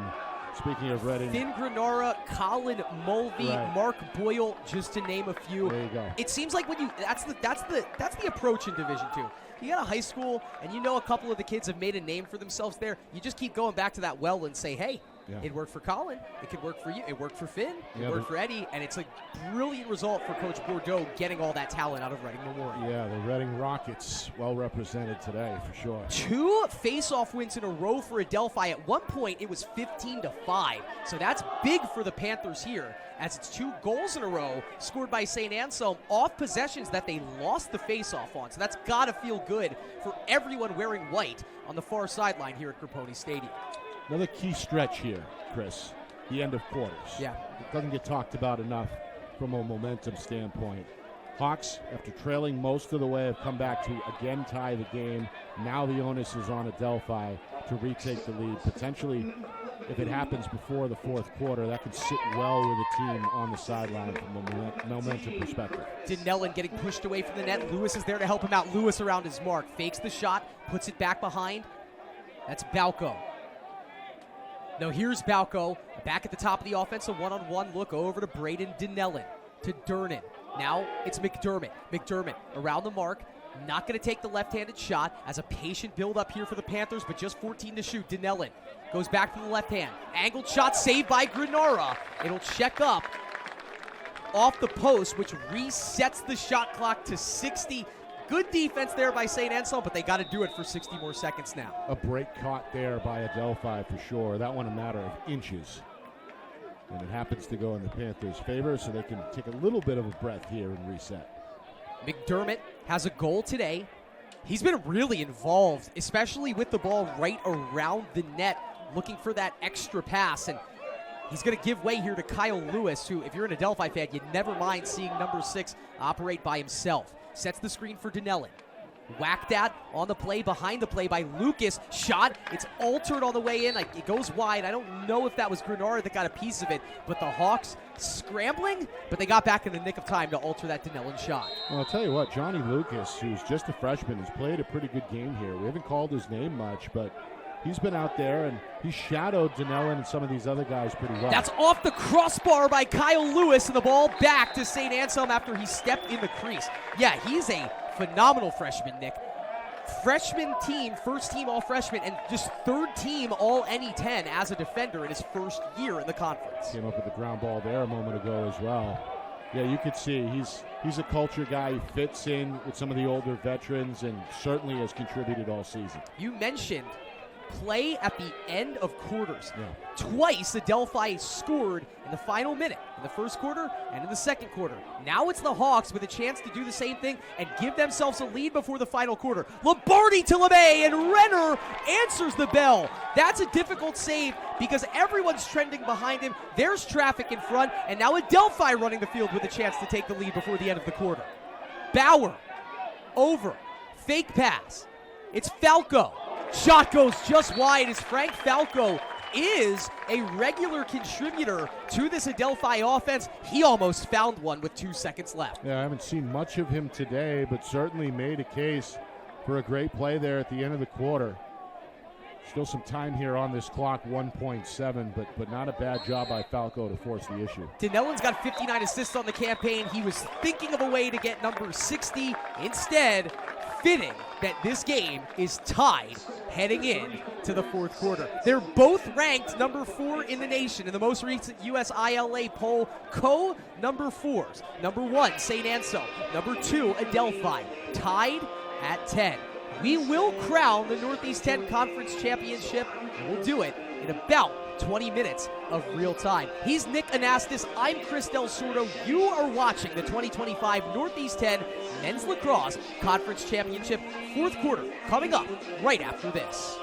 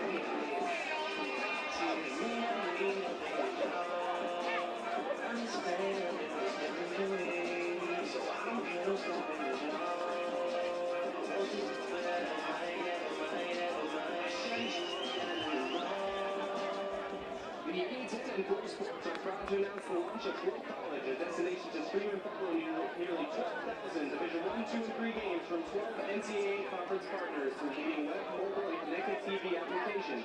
With a Pro College subscription, you get access to all collegiate sports competitions, as well as game highlights, exclusive content, and more. It is college sports like never before. Sign up today by using the Pro Sports link on the front of the Well, an interesting trend developing. At one point, Nick, it was 15-5 in the face-off department for St. Anselm. It's only 2 in a row. It feels like a giant 2 for Adelphi to kind of even the tide here in the center circle. But on both possessions that Adelphi won the face-off on, they ended with St. Anselm College goals. That's why we're tied at 10 apiece, as St. Anselm 2 in a row after falling behind 10-8. Something's got to give here as we're still tied 45 minutes through this game. Violation committed by the Panthers, and there you go, big win back to St. A's to start this fourth quarter. Yeah, Will Greaves has done what he can at face-off X for Adelphi. He's tried to find an advantage against Quinn Gannon, but easier said than done. That time, he's way 4 of too 12 individually today. So yeah. he has found it at a couple of points, but way too early there. You're right. Listen, I would figure that Adelphi would be the team that would be less likely to flinch. They're the defending national champion here, but everybody's human. Everybody's champing at the bit. You know what time it is now when you got a tie game starting the fourth quarter of a conference championship. Again, everybody's got a game plan, but execution is a whole different story, especially when the guy you're going up against is junior Quinn Gannon, one of the best in the country. Lyon 2 assists, and he's an inch away from his first goal as he beats Renner, but not the piping, and it'll go back to St. A's with a fresh 60. Well, we've seen him offer up a couple of those shots from near the crease, from either the left pole or the right pole with his back to the cage. Almost worked for him that time after that quick move to set up that tough angle shot. Oh, here's a dive in by Lombardi. He likes the left-handed shot, fakes the right, goes with the left, and that one goes just wide as Joe Lombardi starting to feel really confident getting into his bag in the half-court offense. Yeah, Giamikis has done a good job staying with him most of this game. That time was a little bit late on the closeout, and Lombardi almost made him pay. Here's Claflin.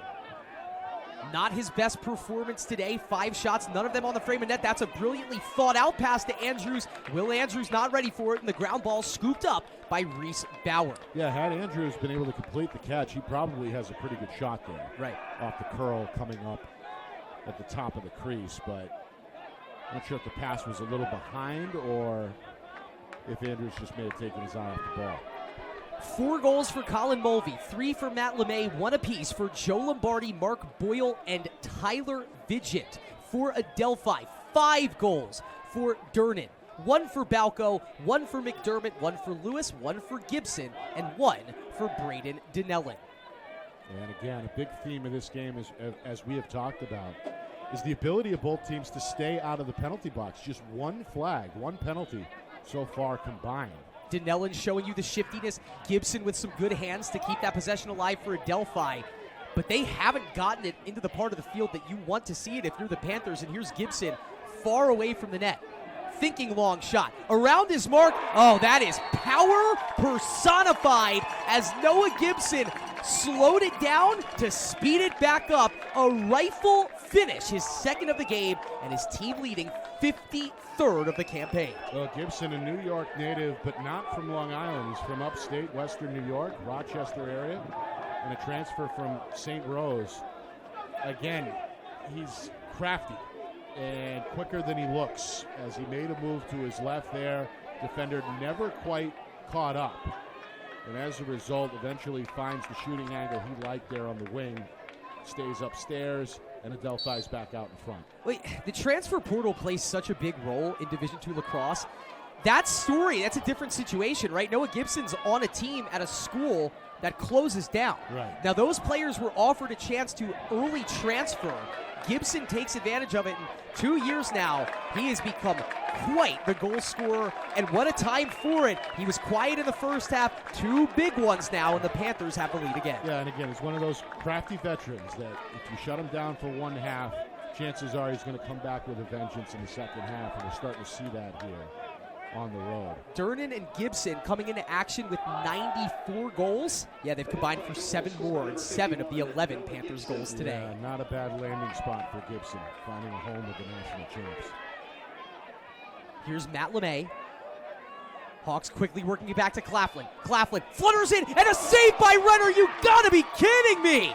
His 11th of the campaign. It's a point-blank look for Boyle, who is thinking his second goal of the contest, and Renner says no. That may have been a kick save. Yeah. That looked like it was in the net for sure, and then all of a sudden, It's ricocheted back into the sky, and this thing stays a one-goal game. Last year, Dylan Renner, the goalie of the year, the player of the year in the NE10, the player of the year in NCAA college lacrosse. This year, none of those accolades. He is still a first-team all-NE10 performer. That's a player of the year save. I don't know if it was the stick or the right foot, but he keeps it out of the net, and it's still a one-goal lead for Adelphi with a chance to make it 2. Just shows you the magnitude of the season he had last year. When you see a goaltender named as player of the year nationwide, that's saying something. Back out. Oh, beautiful pass from Dinellin. That is perfect execution, and guess who? Durnin for the 6th time today. Dinellin has 60 assists on the season, and Adelphi showing you just why they are the defending national champs. Well, 2 men in the middle that time. As we see the shot and the score there from Durnin, but right next to him at the top of the crease there was Noah Gibson. So kind of a different look offensively for Adelphi on that possession. They end up getting the shot they want. Now a little bit of breathing room here, nearly 5 minutes in. A 2-goal game with Adelphi out in front, 12-10. So definitely the onus now to respond is on St. Anselm. It does feel different, though, than maybe in prior years where we've already seen St. Anselm come back from 2 2-goal leads from Adelphi. Violation called on Adelphi again. They've been having... Oh. Not so fast. Hold that thought. The point was about to be they've been having a lot of trouble playing these face-offs clean against St. Anselm. Okay, no, we got it. We got it. We're pointing it back. It's St. Anselm ball. So my original point is right. Quinn Gannon is just putting Greaves and Hendrickson in a world of hurt, and they can't stay out of the referee's ire in the face-off circle, which keeps the door open for St. Anselm. Right, it can kind of snowball. You get behind early, you try to change tactics in real time, you try to quicken things up, and you end up crossing that thin line between a good start and a violation. All right, here you go, Chris. This is what St. Anne's wanted. A chance, early in this 4th quarter to cut the lead in half. Here it is. Oh, deflected pass. Brilliant defense from Adelphi. It's number 42, Kevin Groom, the grad student out of Bethpage, 2nd team all NE10. Perfect stick placement there, reading what the Hawks wanted to do. I haven't said his name a whole lot this afternoon, but he comes up here with a key play at the right time, possibly preventing a shot there. Poked it loose, forces the turnover. Adelphi's got a chance here. That one really hurts. That really hurts because if you're St. A's, you got the face-off win, you had it with Mulvey just operating by himself behind the X, and you never even get a pass into the possession. And now, Adelphi, they haven't held a 3-goal lead in this contest. What a chance to get the first 3-goal advantage. 9.5 minutes remaining, and Kyle Lewis, the floor is yours. Lewis, a junior out of Franklin Square, New York, went to Cary High School. A goal and 2 assists today. A goal and 3 assists, so he's up to 50 points on the season. 19 goals, 31 dimes. Dinellin, I think he was going for an over-the-shoulder shot there. It's deflected, and it will stay with Adelphi. As the St. Anselm crowd loving that. I don't know if they just want to kind of rag on Dinellin for that shot, but it was very good defense, speeding up the case for 99. Yeah, I think they wanted a turnover. The crowd did. Oh, that one's plucked out of midair by Marshall. Tyler Marshall having himself an afternoon. Easy clear for number 1, and the senior from Needham across into the offensive zone. St. Anselm's crowd is very much into this game. They're not letting their Hawks down without a fight this afternoon. Yeah, bringing some much-needed energy there was Marshall, the former standout with Zavarian brothers out of Needham, Mass. You can see there firing up both his teammates on the field and on the sideline after coming up with a big clear there. LeMay sets the screen for Dean. Dean works back to the right-handed cradle. Charlie Dean got his 5th assist of the campaign. 5 goals and 5 assists, but really a competent, confident offensive player for the Hawks. Claflin off the dish from LeMay. Working one-on-one. Gets the screen from O'Brien. Double screen. Boyle head fake. Boyle, great defense there by the Panthers. It's Ryan Durnin. Both of the Durnin brothers having an afternoon. The clear is into Balco. Durnin loving it. Timeout called by Adelphi, and Coach Purdy has himself an opportunity to draw up the perfect play. 7:58 left to go in this fourth quarter. Adelphi up to the task the first 7 minutes of quarter number 4.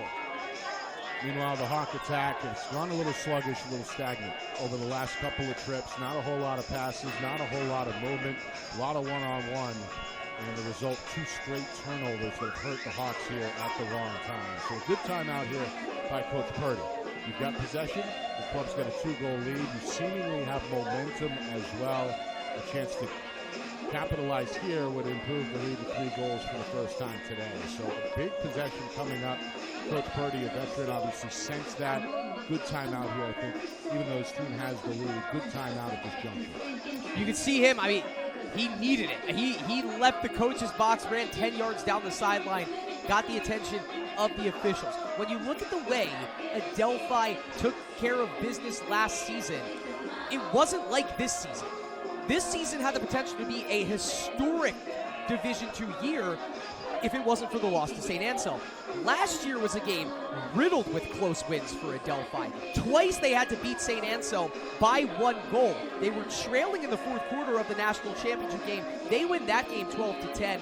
You lose the 2 goal scorers from last season. Everybody else stays, and it just looks like a roster that is never daunted by what the numbers on the scoreboard say, because they know what they do inside their operation. Well, we talked about that. Adelphi flown under the radar because of that early season loss against St. Anselm. So you couple that with the undefeated success that the Hawks have had, and everybody's kind of, not everybody, but a lot of folks kind of dismissed this Adelphi team. Meanwhile, again, they're veteran heavy. They're the best goaltender arguably in the country. Yeah. That attack is no joke. I don't think there's much of an argument, especially with some of the saves we've seen Dylan Redder make today, especially the 2 so far in the fourth quarter. And then again, accolades-wise, they bring the player of the year and the defensive player of the year into this game. Never mind the goaltender. So. Whoa, Noah Gibson. He completed the pass on the play. If you could see, the shaft of his stick is right there at the 20-yard line. The head is at the 10, but he got the pass to Vincent McDermott, and he's off the field. Now, I wonder how many sticks Noah Gibson brought with him. You can see now he's asking some players, if you're Adelphi, somebody's got to sacrifice the stick. You can't not have number 51 out there on offense. Yeah, right now he is stickless and in search of a weapon on the sideline. Well, Adelphi, to their credit, though, that looks like they're taking some time here with 30 seconds on the shot clock, and it looks like everybody's headed to the equipment chest here to try and get Noah Gibson a stick. In the meantime, on the ball, Kyle Lewis for the Panthers, working one-on-one on Goodchild. Spinning, missing high. It gets deflected on the shot. Lewis asking for it, and he shall receive it.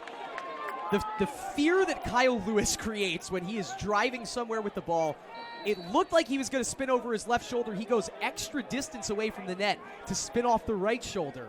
And Adelphi, because it gets deflected, they can wind this clock under 6 minutes here. Lewis has not looked to shoot too often tonight. Again, he's been the facilitator, he's been the playmaker, but that time called his own number, which was a little unusual. Still enough time to work in the shot clock, but again, it benefits Adelphi ultimately because of the tip and the restart of the clock. It's literally as if Adelphi is trying to stall until Noah Gibson can get his stick back.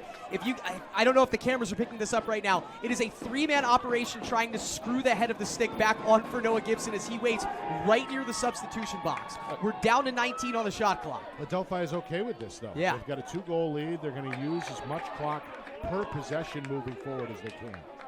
Okay, Gibson's got his stick back. Now he's playing some pass to keep it alive. McDermott taking advantage of this time out on the field. He's open in front of the net. Granora deflects it, and it's scooped out of the way at the last second by Max Fowler. Oh, but he's in a world of trouble here. He lofts it across the field. The Hawks are going to have to hurry. And they do get the pass upfield, and it's Goodchild on the clear. Granara hasn't made many saves. That's a big play right there. Yeah, and then a nice job by Fowler to secure the possession ultimately after hunting down that ground ball. Fowler has contributed on and off throughout his freshman campaign as well. New Hampshire native, formerly of the Dairyfield School.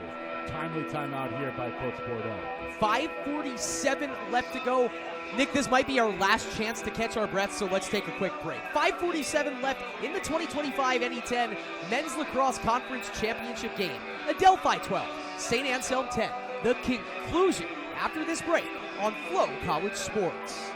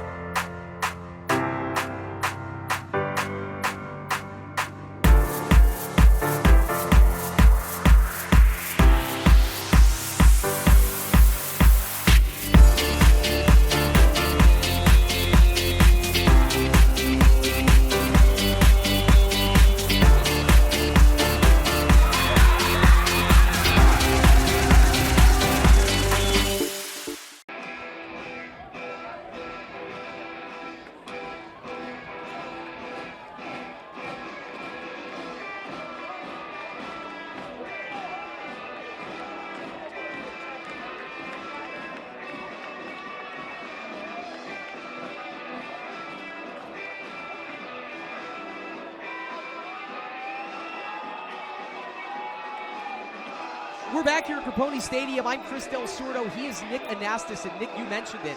No goals for St. Anselm in the first 9 minutes here of the fourth quarter. And it does look like Adelphi is starting to get a read on some of what St. Anselm is intent to do. Yeah, the defense and the goaltending, frankly, for the Panthers has improved over the course of the game. No more missed assignments, no more missed slides. They have timed everything perfectly. They've communicated well. And as a result, the shots have just not been there for St. Anselm in the second half. Lombardi, the fake pass trick to Claflin, and he misses just high again. That was well executed as they sold the hidden ball trick there. Claflin gets the shot from distance that he loves taking. But unfortunately for Chris Claflin, his sixth shot, still none of them on target. He does have 2 assists today. Still a good drawn-up play in the huddle that time by Coach Bordeaux. Got the shot they wanted. There's a great pass from Claflin. That one's off the side of the net from Mulvey. Huge break as it will check up off the side of the net and allow Renner to scoop it back up for Adelphi. We are under 5 minutes remaining in the 2025 NE10 Conference Championship. And a key stop there for the visitors, as again the defense is able to force a tough shot, secure the ground ball, and now have a chance to kill some more clock. On the ball, Vincent McDermott, the junior from Massapequa Park, New York. Over to Kyle Lewis. We've seen these two kind of run the show in the offensive midfield today. Have to figure number 6 and number 3 having no problem playing off each other. And you mentioned it, Nick, absolutely no sense of urgency. Why would there be if you're Adelphi holding this 2-goal lead? No, and I'm sure Coach Purdy addressed this a few minutes ago during the timeout that he called to make sure that his players know what needs to happen, X, Y, and Z, on how to close out a good team on the road. And part of that formula is maximizing these possessions. Drain that clock as low as you can before the shot comes. There is the 2-man game between McDermott and Lewis. It's capable hands. And here, speaking of capable hands, Braden Donnellan and his 60 assists. Durnan has 6 goals today. Gibson's got 2. No shot angle. Now it's Donnellan, and it goes wide. 2 to shoot. Now, well, still 3 on the shot clock, but probably nothing doing here for Adelphi. As you can see, Ryan Balco just directing everybody to get out of the way. He's about to loft it to the far sideline. And Adelphi, for just the second time today, and I believe, just the 8th time this season, commits a shot clock violation. That's a stat. Not 9th time this season, my apologies. That's still quite a stat. That's impressive. And to show you that St. A's can force them into 2 of those 9 today. Just shows you how rare that is for this explosive unit. It has still been a good day for the St. A's defense. It wasn't anything like the 9-6 performance we saw a month ago, but a timely shot clock violation. If you're St. A's, you don't really need to speed anything up because you have the shot clock kind of dictating that for you. You're down 2, 3:17, have to execute here. It's Andrews around his mark. The 5th-year senior out of Cumberland, Rhode Island, looks behind the net to Mulvey. It's been his game today for the Hawks. What will Colin Mulvey want to do here as Lombardi fakes the screen, peels it off. Now Lombardi gets his man to bite, has some room on the far post, muscles up his defender but gets worked off. Cox fires, scores! Joe Lombardi! The firing range is open. The man from Holliston not wanting to say die. What a clutch goal to get the Hawks back to within 1. And again, St. Anselm doesn't force it. They wait for the defense to make a mistake. And this time, again, miscommunication coming there as it looked like 2 men kind of sagged off. Both defenders, D'Alessandro and Herzog. Neither one quite sure who is supposed to stay with the ball. They both end up sagging off. That creates enough room to get the shot off. 15 minutes between goals for St. Anselm, but my goodness, they get one at the perfect time. It's Lombardi's 2nd of the game, 13th of the season. Quinn Gannon has just won his 20th face-off today. Not the best pass. The recovery is there, and Fingranara on the ball for St. A's with 8 seconds to clear. They failed one clear. It happened just in this variety, but it's Vigent across. We've already seen him score once this way. Now he holds on to it for a bit too long. Ball is shoveled, but the timeout is called by St. A's. They don't have any more, but they get what they needed, and they're on the ball with a chance to tie it up with 2.5 minutes remaining. Quinn Gannon turning into the story for St. Anselm, keeping the Hawks with as many chances as they've got. He's going to sleep well tonight. Yeah. Win or lose, he has put in a max effort this afternoon and has given St. Anselm a tangible advantage in this ball game due to his play at the face-off X. And you know, every face-off is more important than the one you just took. Yeah. So in this case, it's the most important of the afternoon, following a Hawk goal who comes up with a key face-off win, and then a heady timeout as well, right, coming from Coach Bordeaux. I know it's the second of the half, it's the final timeout, but when you have a pole going that deep into the attack zone, you want to make sure that your team has possession. Timeout here does that, and now a chance to draw up what could be potentially the game-tying goal. Taking a look at the team-by-team numbers here, St. Anselm out shooting Adelphi 42-35. They have 20 shots on goal, 17 shots on goal for the Panthers. Just 5 saves for Finn Grenard, but he had a huge one a minute ago. Dylan Renner has 10 saves across from 11 goals allowed.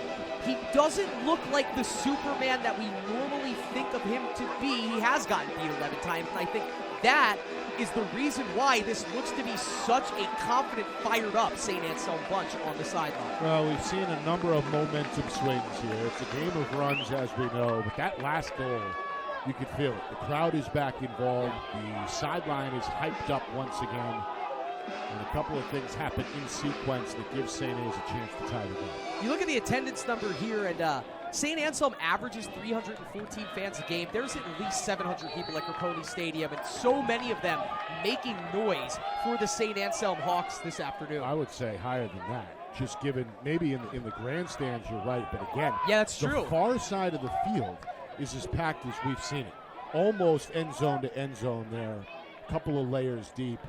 Good tailgate feel this afternoon. Big crowd. Late slide over. Boyle wins the race against Renner. Renner's out of the net. Boyle picks it up. Renner falls.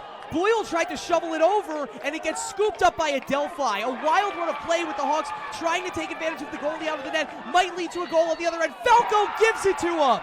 Frank Falco running the field for the Panthers, but no, don't count the goal. A timeout is called by Adelphi before the shot is taken. What a break that could be for St. Anselm as Frank Falco. We mentioned that he is a phenomenal player leaving the defensive midfield, joining the offensive transition, got what would have been his 12th goal of the season taken off because of his coach's timeout call, which keeps the crowd very much into it here at St. Anselm. But before we talk about that, that was a wild run of play. You can't really get mad at Boyle because he realized he had the ball against Renner with Renner out of the net. He had a man open. He tries to shovel it between his legs to get the open net goal. You don't want it to go that way, but when everything was going haywire, at least he did what he tried to do. But that's a heartbreaking turnover there on the offensive end for St. A's. I mean, number one, you want to keep the ball in play. Number two, you recognize that the goaltender is out of the cage. You go ahead and throw it up and hope that your teammates behind you can come up and get that ground ball with a chance to score. The risk is that what we just saw happen. Adelphi flip field, go up in transition, and ultimately get a goal. Coach Purdy, I'm sure, about a second after he called that timeout, regretted it, but nonetheless can't quite blame the head coach there. Wants to ensure the possession. Well, you see, Adelphi has gotten victimized twice in a row by that late timeout call because they thought that they turned over Tyler Vigent. No, Coach Bordeaux got the timeout in time. They thought they took a 2-goal lead off the Falco goal. No, their coach called the timeout in time. And so, you'll take whatever you can get if you're St. Anselm. You'll take this, as there is a 40-second difference between the shot clock and the game clock. So if you do get a stop on this possession here, you have at minimum 40 seconds to try and tie this game up. St. Anselm, 3 overtime games this season. That's why they're undefeated. They are 3-0 in the extra session. That includes, of course, our playoff win against Bentley. The Bentley win the other night. But all that's out the window here if you can't get a stop. And again, they're going to allow Adelphi, at least for now, to keep grinding that clock down, shot clock down to 40. Yeah, I don't think you don't want to do it any other way because you don't want to give Kyle Lewis any open alleyway. Right. And so what you'll do is you'll just pinch down on him as hard as possible with your best on-ball defender, Goodchild. But Lewis can make losing any defender look easy, and he's got Goodchild up against him here. Winds it around the crease. Now back up top to Dinelli. The Panthers, 1 goal away from winning the NE10 Conference Championship for the 6th time in 9 years. They are the defending D2 national champions. Can they put the final closing mark on this game here? Lewis fakes the pass, gets it, it's deflected. Durnin, 5 to shoot, 4 to shoot, and it's a shot clock violation by Adelphi. The St. Anselm defense answers the bell. 39 seconds to send this game to OT. Okay, so the St. Anselm defense does their job. Can they get it clear? Can they get a good shot? And can they tie the game in 38 seconds? First question, answer yes. Clear is good for Driscoll. Second question is the shot. Who's on it? It's Mulvey. 1-on-1. Loses his footing, keeps his cradle. Oh, that was dangerous. Andrews. 1-on-1 mark. Right-handed dodge. Hasn't scored yet. What a time for it. It's saved by Renner. Dylan Renner, his 11th save of the afternoon, robbing the man from Rhode Island, cutting to the seam. Here it comes down to this. LeMay, 1-on-1, 11 to shoot. LeMay from distance, it goes wide, but Mulvey's there. 8 seconds left. Ball will be in the stick of the man with 4 goals. Season on the line for the conference championship. Mulvey working, backs down, left-handed shot, it scores! Claflin plucks it out of the sky! 2 seconds left, and Colin Mulvey's shot gets deflected. But Chris Claflin, who took 6 shots today and did not find one on target, is the man of the hour of the year for the St. Anselm Hawks. Oh my goodness. We played 59 minutes and 58 seconds of lacrosse, and that is when the St. Anselm Hawks tie this game at 12. Claflin, second team all conference. Quiet today, as you mentioned, Chris, but there he is, right place, right time. Seals off himself just out in front of the crease with inches to spare. Reaches up high overhead, and then in one motion comes down with a one-handed shot to tie the game with 2 seconds left. Ryan Durnin was about to be the man for knocking that ball out of the stick of Colin Mulvey. But lacrosse being the sport, the game of inches, it gets deflected right to Chris Claflin. And the man from Newton, Massachusetts will send the 2025 Northeast 10 Men's Lacrosse Championship to a well-deserved overtime. Now, I just mentioned it. Nick, the only time Adelphi had been tested all season long was by these Hawks, a game they lost by 3. St. Anselm is 3-0 in overtime games this season, but it doesn't feel like that really pertains to this scenario at hand today. I'll tell you what, all the records are out the window. The thing that I'm watching for right now specifically is how does Adelphi recover mentally from what just happened?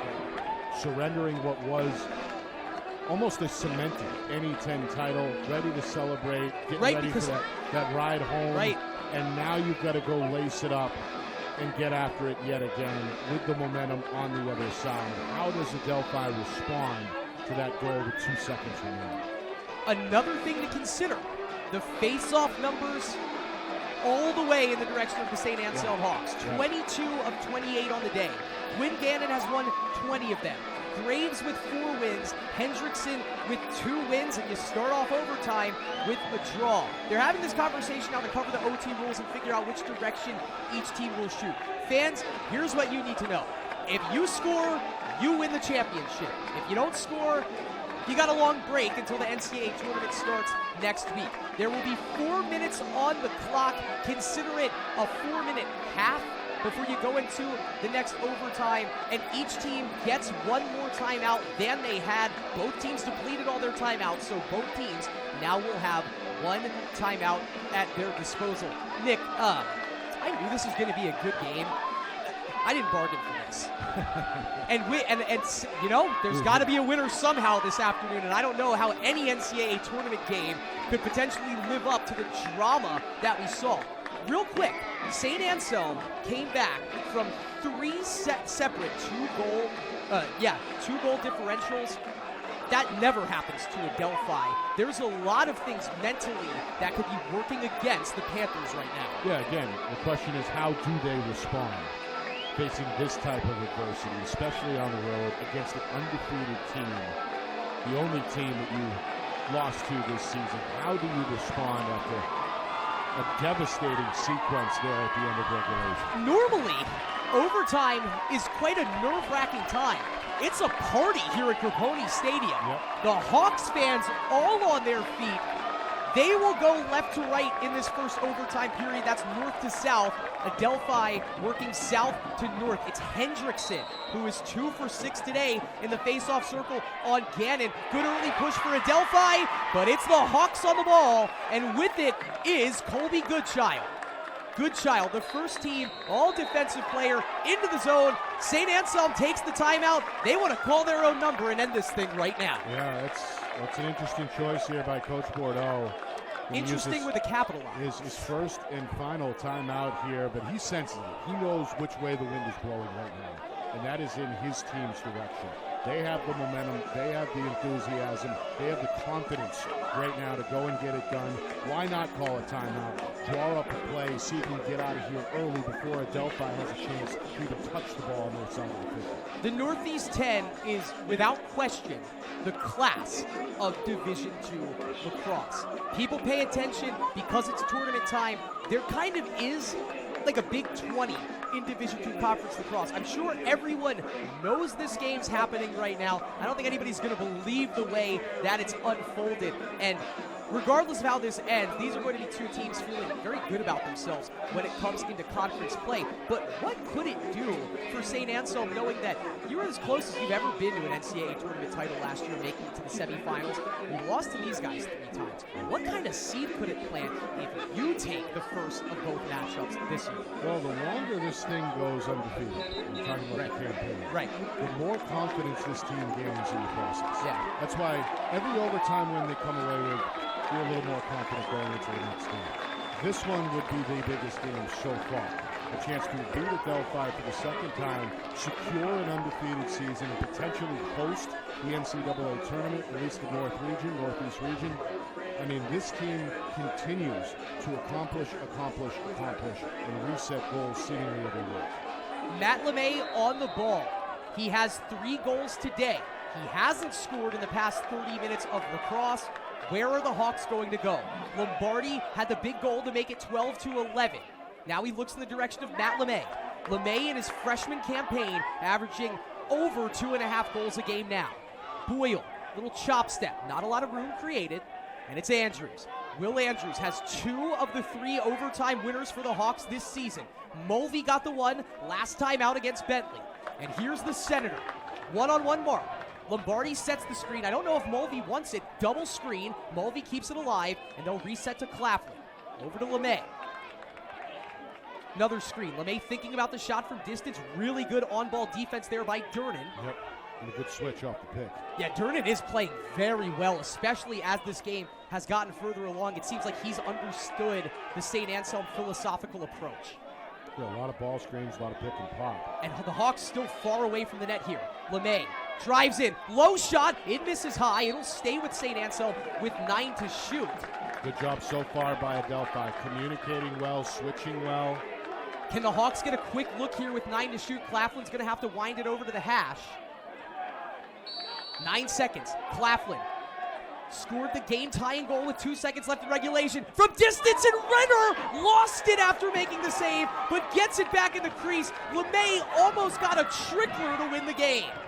Now, Adelphi, but losing his footing on the play, pass in the middle, Durnan wins it. What an execution as Bauer, the defensive player of the year, tripped up, somehow gets the pass to Michael Durnan, who for the 7th time today finds Twine, the game of the year in Division II, and it's Adelphi for the 6th time in 9 seasons, claiming the Northeast 10 conference title. Wow, what a way to end it. First of all, on that final play, it's Renner's outlet pass that sparks that. We've seen that quick get it out, get it down the field approach. work for Adelphi today more often than not. And then the balancing act on the way to the ground by, as you said, the defensive player of the year in Reese Bauer. Not sure how he held on there, did almost a back flop onto the turf, but somehow maintained the cradle, maintained the possession, and then fired the pass from the ground, which leads to the game-winning shot at the top of the slot. So the 7th assist of the season for Reese Bauer. I don't know if he planned it to go that way, but Michael Durnin, the man for the Panthers, 7 tucks, 50 on the season, and it almost felt automatic when you did see the pass get to number 21 with that much room in the middle of the field. Yeah, Durnin again running the field well as well, too. Capitalize there on that transition opportunity. I think, real quick, how about the Durnin brothers taking the Panthers across the finish line? Yeah, they both played well on both ends of the field, as you chronicled throughout the afternoon. But Durnin moved without the ball well today. He moved in transition well, as we saw in that final play. And as a result, 7 goals to lead the way for his team. So congratulations to Adelphi. They get that monkey off their back, that early season revenge that we talked about at the top of the broadcast. They continue to win. And today, all the more impressive with how they came back in overtime after surrendering that goal at the tail end of regulation. They come back, they survive a face-off loss in that overtime. St. A's had possession first.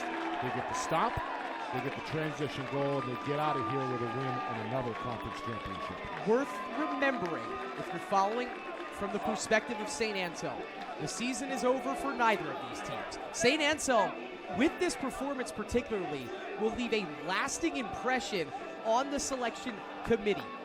More than likely, because these teams were actually identical in their NPIs. Both teams at 94.1, both teams the number 4 nationally ranked team in the nation. It will probably be Adelphi getting the number 1 seed in the NCAA North region. But if you're St. Anselm, that means you still will get to host your first round game. And mathematically, as long as you're the 2 seed, your second round game.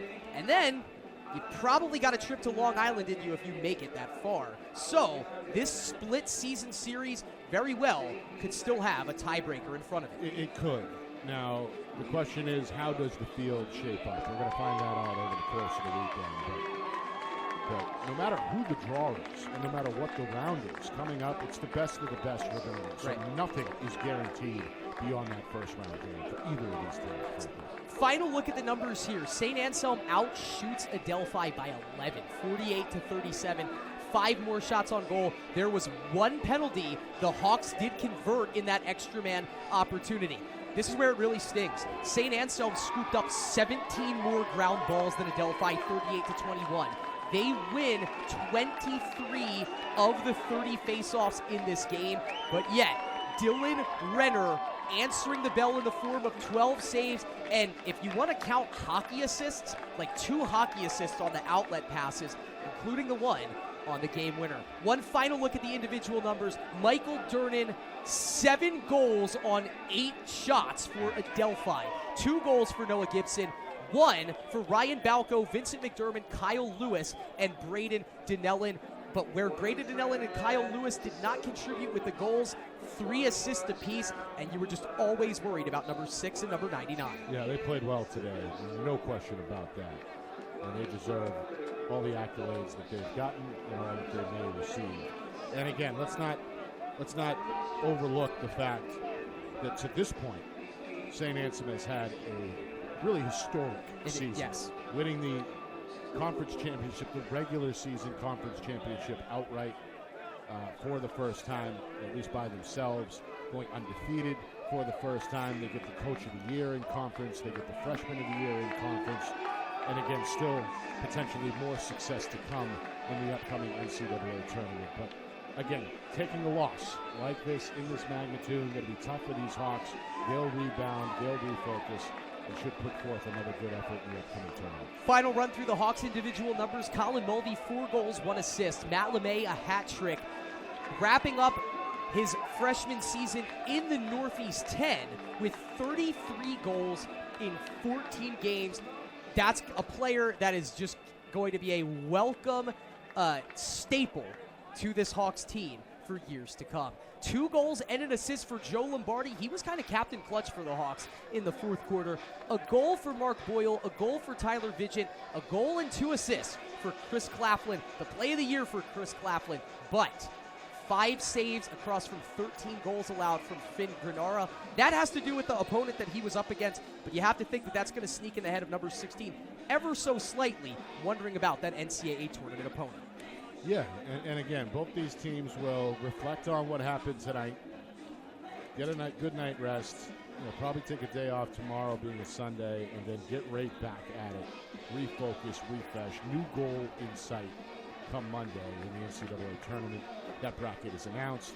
They'll know what the opponent is, etc. You can start prepping then. But for the next 24 hours or so, you let it sink in, and then you move on. So, we'll keep the camera here on the trophy presentation at Grapponi Stadium. But I think our work here is done. Nick, it's been a pleasure calling this game with you. I've gotten to work with you 3 times this year. Pleasure's all mine. We've been spoiled with a few good games. We've got some great games so far this season. So, for our entire broadcast team, Brendan, Brandon, Aiden, Nick, I'm Chris. Thanks for hanging out with us here at Grapponi Stadium. The 2025 Northeast 10 Men's Lacrosse Championship belongs for the 6th time in 9 years to the Adelphi University Panthers. We'll hand it over to the stadium crew, and we'll wind down this broadcast with a trophy presentation. But one final time, for Nick Anastas, I am Chris Del Sordo. Thank you for watching Northeast 10 Lacrosse on Flow College Sports. Collectively, the student-athletes who earn this award each year represent the true essence of the NE10, where we are committed to building and supporting leaders dedicated to lifelong learning. We are proud to recognize this excellence today with the announcement of Michael Zernan of Adelphi University as the 2025 NE10 Elite 24 Award winner for men's lacrosse. Michael has earned a 3.954 GPA while majoring in accounting and management. Congratulations, Michael.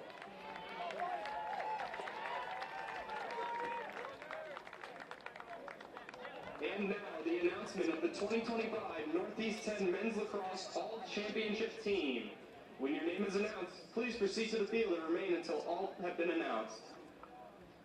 First up, from our 2 semifinalists, from Bentley University, Jackson Tinsley, and from Pace University, Ose Adoma.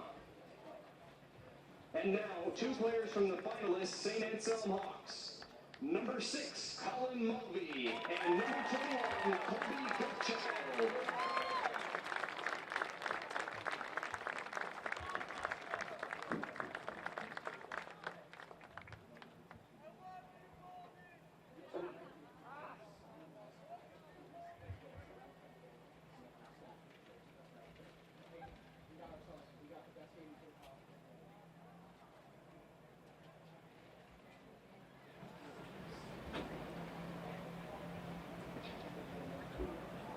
And now, from Adelphi, number 5, Reese Bauer. Number 21, Michael Durnan. And number 6, Kyle Lewis.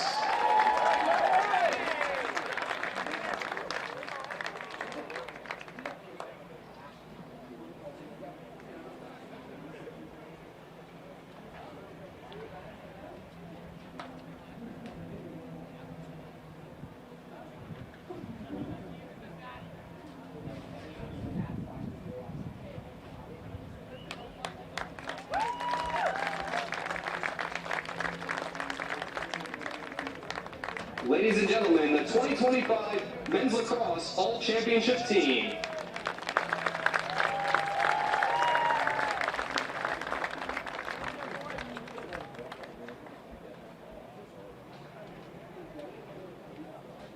And our final individual award of the afternoon is the Most Valuable Player Award for the 2025 Northeast 10 Championship. It is presented this afternoon to number 6, Kyle Lewis from Adelphi University.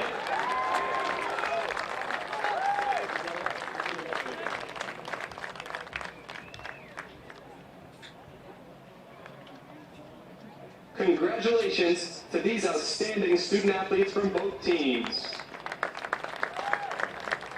And now the presentation of the team trophies for this year's championship. We will first recognize the 2025 Northeast 10 Men's Lacrosse Championship finalists, the St. Anselm Hawks. Will the team captains from St. Anselm please come forward to accept the finalist trophy?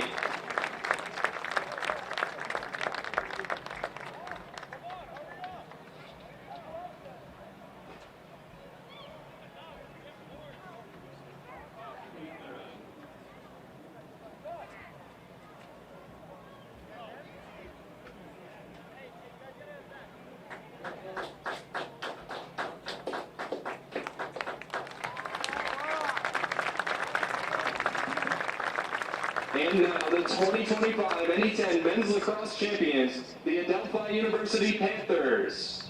Will the team captains from Adelphi please come forward to accept the championship trophy?